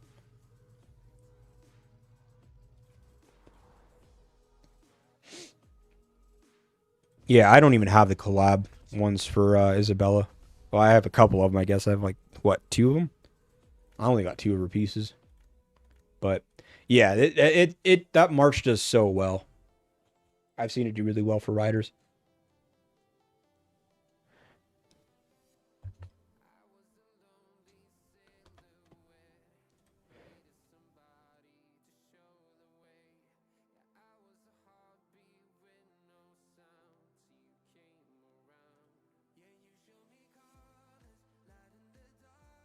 Any other last minute questions, by the way, before I dip out of here? I know we've only been at it for like 2.5 hours, and I apologize. I still have to semi monitor the work stuff. I technically took the day off, but a lot of people are off, and I'm at my computer. I'm actually at home, not on vacation like some of them are. So if questions come up, I want to be able to help answer them there. But then also it's noon time, so I got to make lunch for the little one here in a second. You say everything can crit except for corrosion. What happens in case of combo beasts? Is everything combo there like the crit for fire beasts? The only thing that can combo is the active skill, right? So the active skill can combo, and you can only use a combo once in 1 second. So this skill right here can combo as a leader. The leader skill can proc a combo, but you can only combo in 1 second. So when you use a combo, the active skill of the beast gets used again, right? And that combo can crit, but crit works to where the leader skill, so this skill can crit, this skill can crit, this skill proccing on a counterattack, or this skill proccing on a combo can crit. The support beast, when they use their support skill, can crit. Any of those things can crit, but you can only get one combo in 1 second. The exception to that is having a general crab, where you can use essentially that combo a second time in 1 second, but that's just like a niche exception. But the problem as to why you don't just go full crit is that there's a lot of crit damage reduction. So water beasts on their left foot have crit damage reduction. Physical beasts on their left foot have crit damage reduction. But the only combo damage reduction that exists is grass beasts on their left foot. So there's a lot more crit damage reduction that exists than there is combo damage reduction. So as an example of that, in my let me see here. In my physical plus water pair, I'm running 92% combo or crit damage reduction, 91.8 crit damage reduction. That is a lot of crit damage reduction. That means that if for every 9 points of, for every 10 points of bonus damage you're getting on crit, I'm automatically mitigating 9.2 out of 10 of those extra damages that you're getting. Share what I make on Discord. Bro, she's simple. It'll probably be like a grilled cheese. I have been cooking a lot recently. Well, I only ever cook. I've been cooking different stuff recently. So I made, hold on. How do you say, is it Hong Shao Ru? Hong Shao Ru? It's the braised pork belly for like Chinese comfort or staple dish. Hong Shao Ru or whatever. I made that, like Monday? I made stir fry, I think on Tuesday. I'm gonna make, hold on. Kimchi jjigae? Kimchi jjigae? I can never pronounce it. It's a Korean kimchi soup. That I'm probably making tonight. Filipino wise, I made like adobo last week. I want to make more lumpia. But I mostly make like Filipino, Korean, Japanese or Chinese foods. And then Italian food too. We like Italian food. So I think like, oh, wait, I made chicken Alfredo last week. Um, and chicken parms last week too. Oh, dude, I love cooking. If I wasn't in tech, I'd be a chef for 100% for sure. If I wasn't in tech, I took 3 years of chef school. I would 100% be in the culinary field if it wasn't for tech. But trying to pivot at 30 years old when my kid is just starting school and I have a house and stuff makes it very difficult to try to go from working in tech for the last 10 years and building a career out of it to starting over. So maybe one day down the road, I've thought about opening up like a food truck, or doing something like that. We've talked about it, but I don't know. We'll see. Korean food is the best. Dude, Korean food is my absolute favorite. The kimchi pancakes, the kimchi jjigae, the oh man, what is the other thing? Um Hold on. I just don't know how to pronounce it. I can picture it in my head. The cold soba noodles. Jjajangmyeon? Is that how you pronounce it? Anyways, like the black bean noodles, the soba noodles. Those ones are super good. Um, Things like that. Iranian food is also best. I have had Iranian food. I haven't had good Iranian food since I lived in Seattle. I had a bunch of buddies that were from the Middle East, and their parents, my parents were close with their parents, so they used to bring food over all the time. Um,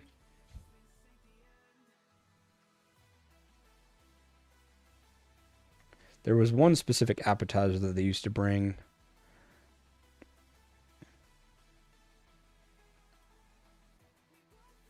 It was the eggplant one. It was like eggplant, tomatoes, and eggs. I can't remember what it was called. They used to make that all the time because that was my buddy's like favorite thing to eat, and they would bring over leftovers on it. It was so good. Italian, French, Spanish. I'll cook food from all over. I live around like that Asian food type stuff because being Filipino, my pantry always has, the fish sauce, the soy sauces, the vinegars, um, chilies, chili paste, all that kind of stuff, chili flakes. It has all those same things anyways, so it's usually the easiest for me to make. And I live only a few blocks away from like this massive Asian store, so it's just really accessible. And when it comes to like Italian food, like unless I'm making like my own pastas, like from scratch and stuff, then it's kind of harder to get some of those fresher ingredients. All techies are secret chefs, dude. Actually, you know what, low key, I agree with that. I agree with that. I know a lot of people in tech. Like my previous boss loves cooking. Actually, a lot of tech people I feel like are just killer on barbecues, and that's one thing that I haven't done much of. I do want to get a smoker, and I want to get like a nicer barbecue, but it's kind of weird because our HOA where I live doesn't permit for like open flame barbecues and stuff like that. But I see people with them all the time, so I don't know how they're getting around it. I have to go like ask one of them. But that's been my reluctancy and hesitancy to getting one. Equipment pieces. At what point is damage slash reduction better? Um. So I generally go off the rule that 3.5 or that damage is 3.5% attack. So if you have a 3% damage piece, you'd have to have 10.5% attack to equal that. Bibimbap. Oh yeah. Bibimbap. How do you say that? Yes, I know what you're talking about. A lot of kimbops, a lot of stuff. Kyron works with crit chips or should be combo. Ideally combo, but can work either way. He works with either one. Whatever pair you're in, run the opposite. So if you're running combo in a crit pair, put crit chips on one, combo on the other. If you have combo chips and lead, run crit chips on them. Just run the opposite. He works with both. Bibimbap. Bottom June. Hold on, I have to look that up. Is that what it is? That is. Yes.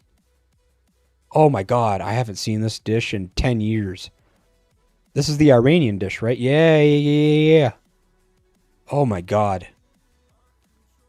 I want to learn how to make that actually. That is like a childhood memory for me.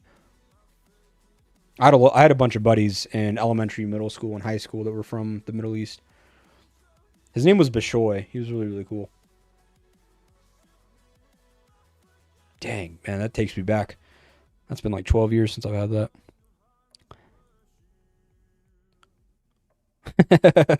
Didn't know you're Filipino. Yeah, I'm half Filipino. My mom's from Cagayan de Oro. Me and my dad were both born in California, but my mom was born in Cagayan de Oro. Our lab I used to work at, we always had an ungodly amount of food, but it's sweet or salty snacks and home cooked stuff. Yeah, dude, that was like one part that I missed the most about actually working in the office because I've been working remote for the last like 7 years, but I miss like the cultural like months or weeks that they would have where everybody's just bringing different cultured foods. I'm a huge foodie. I love food. Z, did you see 23 red card and win football match? Holy sh! No, I did not.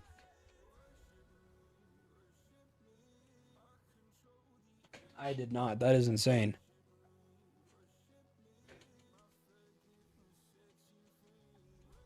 See, look at us. We're just chatting about food. There's 46 of you here. What about you guys? What's your favorite food? If you think about your childhood growing up, and it can be whether it's food that you made at home, like your parents made at home, so it could be based on your ethnic background and origin and stuff, or maybe just you had a friend who, like for example, like me, I remember growing up, I had a friend, his name was Sam Yoon, and this was like elementary school, and he lived in the same apartment complex as me, same apartment building, just a few units over, and his mom made like the best homemade kimchi, and she would jar it up and bring it over all the time. Our upstairs neighbor at the time made just, oh my god, great tamales and Spanish food and stuff like that. To me brings me back to childhood. So if you think back to like your childhood growing up or whatever food stood out to you, like what was like your, I don't know, like fondest memory of being broken into a different like ethnic or ethnicities or cultural food, you know? Ragu when I was cooking with my grandma. She was from, oh shit, that sounds really good. I've always wanted to. That is one thing that I will say is like top three on my bucket list is being able to just perfect and craft or master the craft of making tomato sauce. Because I think that I personally feel this at least, and I know that a lot of other like Italians and stuff like that feel the same way. There is a massive difference between a good tomato sauce base and not, right? Like store bought versus homemade is a night and day difference. Um, Processed, anything along those lines. But a good tomato base gives you good pizzas, gives you good pastas, gives you good marinade. Like, oh, that's one of those like top three things for me that I really just want to like perfect for sure. Nothing better than cookies. Do you also have a cheesecake factory there? Only watching it in reels. I think we do have a cheesecake factory here. We did have cheesecake factories where I grew up in Seattle, and I remember going to them. For me, like it's good food, but like I was like a health fanatic for like like 5 years, just working out a ton and stuff. And when I saw the calories that were attached to Cheesecake Factory food, I wanted to throw up. So as great as Cheesecake Factory is, it's one of those like once in a blue moon, and I had to have fasted the day before and the day of, and fast the day after kind of thing to offset those calories because their food is loaded with fats and calories. But it also explains why it's so good. Lumpia. Yep, yep, yep, yep. Lumpia is the go-to staple. 100%. Oh, yeah. So, Z, would you suggest working on Pluto as support for Pango? Absolutely. Absolutely. Pluto is by far one of the best supports for Garrison that you can get. The counter damage is that, like, the main reason why it works so well is the high proc rate. It procs off of counterattacks or combos. So the counterattack comes from Pango, the combo comes from its own core attributes and stuff like that. So you just have a very high proc rate with it. And yeah, and I mean honestly for Garrison, you can't beat having good counterattack and being able to deal damage to multiple marches. A Turkish family moved in next door to us, and we have each other for a couple times, or have each other over a couple times a month. Maybe they're just great cooks, but their food is so basic and so good. Ooh, I gotta look that up. I haven't. Oh man, I wouldn't be able to say. I've had Greek food. I've had a lot of Greek food. Turkish food, I'd have to look up specifically to see what dishes I've had. But that sounds good. And I think that's one of my favorite parts too, especially with like Filipino food or any of those countries that aren't known for being like very well off, like super wealthy. Like right? Like I think that like a lot of the beautiful parts of food for some of the, I'm not going to call them third world countries, but not as big of countries, lies in their simplicity of food, right? Like with the Filipinos, we use a lot of soy sauce, we use a lot of vinegars, we use a lot of pork, we use a lot of cheap ingredients, but it's the way that it's cooked or what's combined with what that really brings it out to, it's like, okay, I like adobo, for example, right? Its core is soy sauce, vinegar, and black peppercorns, or yeah, black peppercorns. That's like the core of it. And yet, if you cook it right, it tastes so much more complex than that, right? So it's like, to me, that's one of my favorite parts too about the cultures, is that they'll take local ingredients and ingredients that are cheaper and turn it into this like staple, comfort food. What rank would you use Pluto in general? Any support beast, I would use them after they hit the um what is it? It's the tier 5 is when the active skill evolves. It goes from like one, where is it? So, oh, mine doesn't show it because I already have it maxed out. But, huh? What's that? Oh, yeah. Tier 5 is when the active skill gets tiered up. And then I think the next one is at tier, oh, is it 11? No, 8. Yeah, so tier 5 minimum, tier 8 for sure. Tier 5 is when you get the second bonus part of the active skill. Tier 8 is when it actually increases the damage on it. Mine looks weird because it shows the current state and mine's maxed out. I was throwing myself off with that. I know too many calories too. I'm a gym rat too, tracking everything and a cut. I just like to watch food content and social and stay hungry. I know, man. It's punishment. If you're watching food content on TikTok and Instagram and all the rest of that while trying to work out, it is punishing.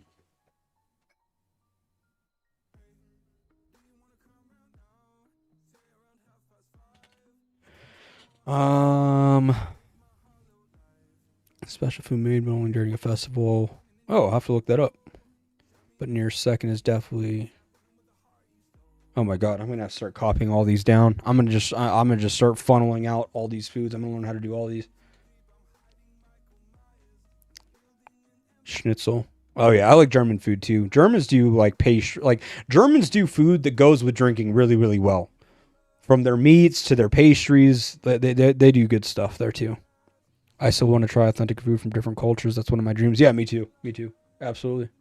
When the little one gets old enough to travel on like long flights and stuff, we'll go do tours of Asia and all those parts of the world. Are the bees paired correctly? Any suggestions? Swap chips.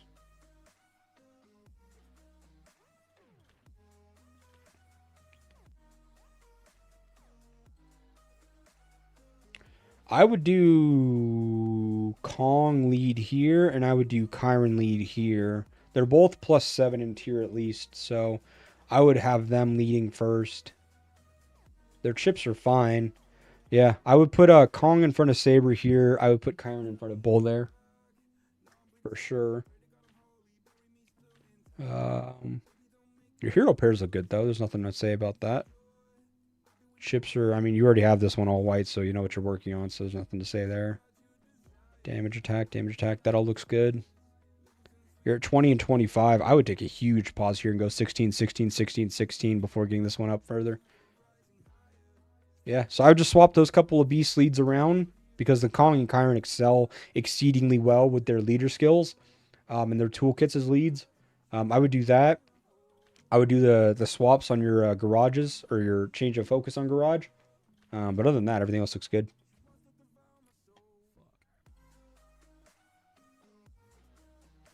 Let's see. You're running. I mean, you're probably running 5 marches in the field, but I would argue to say you should probably only run 2 personally. I would put Chasey lead here first, so then she procs the skillful. Is it the skillful? No, not skillful firepower. What is it? The what talent trees or talent is that? Oh, it is skillful firepower. Okay, yeah. So I would put Chasey first in that pair. Oh, are you on the left side? Armor tar. Oh, I'm dumb. Oh, the change of profile pick fucked me up. Give me 1 second. I would do Chasey first here, so then the skillful firepower talent gets inherited by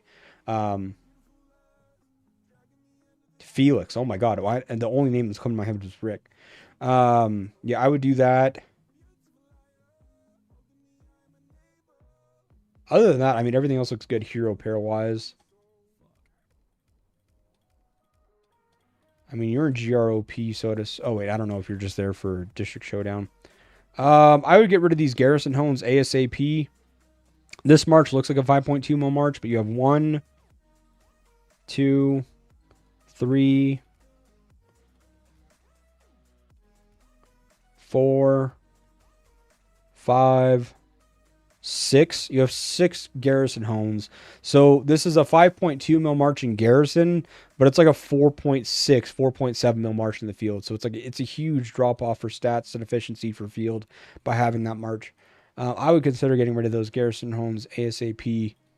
Your beast pairings look fine. There's nothing wrong with that. Yeah, and you don't have, like, here's the thing too. You have Garrison Homes, but you don't have like a crazy good Garrison Beast chip setup or anything like that. So you're really punishing yourself for sure. I would get that taken care of quick. Basic attack damage. Yeah, I mean, this is fine. If you can, I would take damage and attack on each of these pieces. If you can afford it in the market. This looks fine. I would get these to L16. So 20, 20, 16, 16, 16, 16 before moving forward. But other than that, I mean, yeah, everything else looks good. The biggest outlier is your hones. I would get those fixed. Your hero pairings look good. Beast pairings look good. Yeah, I mean, really, it's just those hones that need to be corrected if you can. Okay, sorry about that N2L. I apologize. The profile pic got me messed up.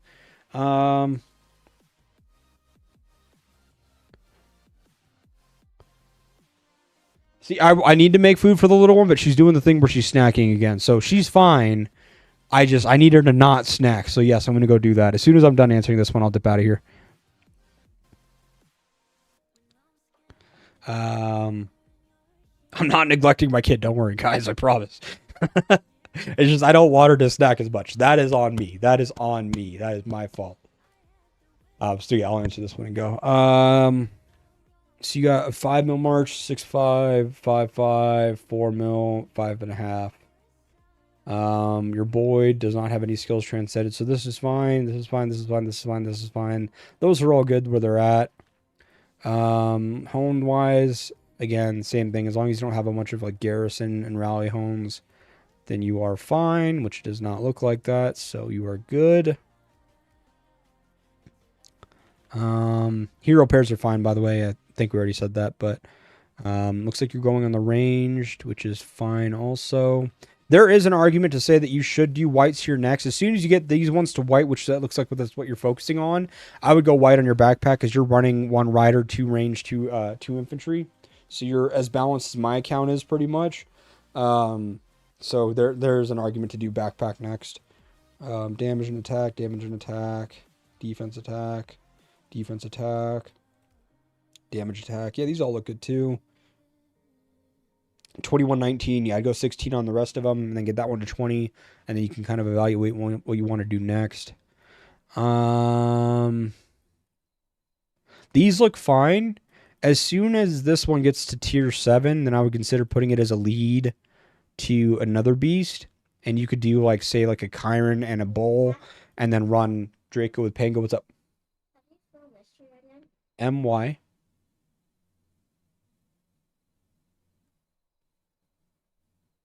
STERY. Yeah. Yeah. So I would consider making Chiron a lead in one of these marches as soon as it hits tier 7, because he does exceedingly well at that level. That's about it. Everything else looks good, man. You got a good foundation. Get the fuck out of here. She's gonna fill up on those snacks. Complain you didn't feed her. She never complains that I don't feed her. I get her way too much. She just has a lot of variety. She's one of those people that are like not picky, but picky at the same time. She's picky in the fact that she likes a lesser amount of things, but she'll eat any of those things. So I just make sure that she has any of those things available. So she's good. Don't worry.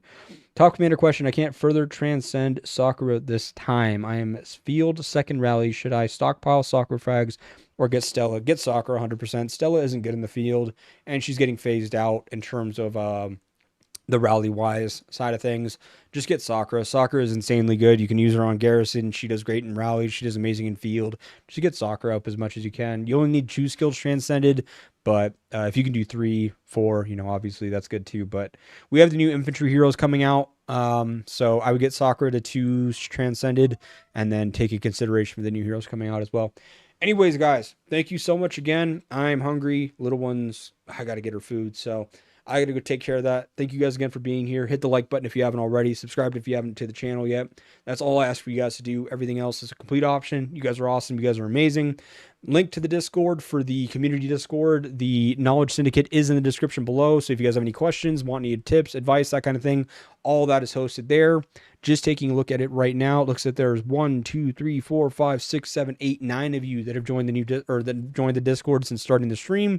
So I appreciate you guys' support there as well. You guys are more than welcome to ask me questions there and direct those things that way for when I'm not streaming. So, yep. My report is collecting spiderwebs. Ayush, you're in the alliance. I can send you a direct. Let me show you something real quick, Ayush. Let me show you something. Where is she at? Jess. I will send you one of these right here, Ayush. One of these. I will give you a full account breakdown from your field marches, your homes, your beasts, your equipment, refinery, your vehicles, a summary, a short, and a long-term plan. And I will make sure I do that because you're in the alliance. So I got you. Don't worry about it, brother. We'll take care of you. Discord link, it's in the description of this video. It should be there underneath in the description. Just click on the link and you'll be able to join. It should be there. I can send a invite copy. Just in case you need it. There you go. All right, fam. I'm out of here. Peace out. Hug someone. Tell them you love them. Life is short. You guys know the rules. You guys know the agenda. Tell them you love them. Don't let them go far. And I will see you guys in the next one. Peace.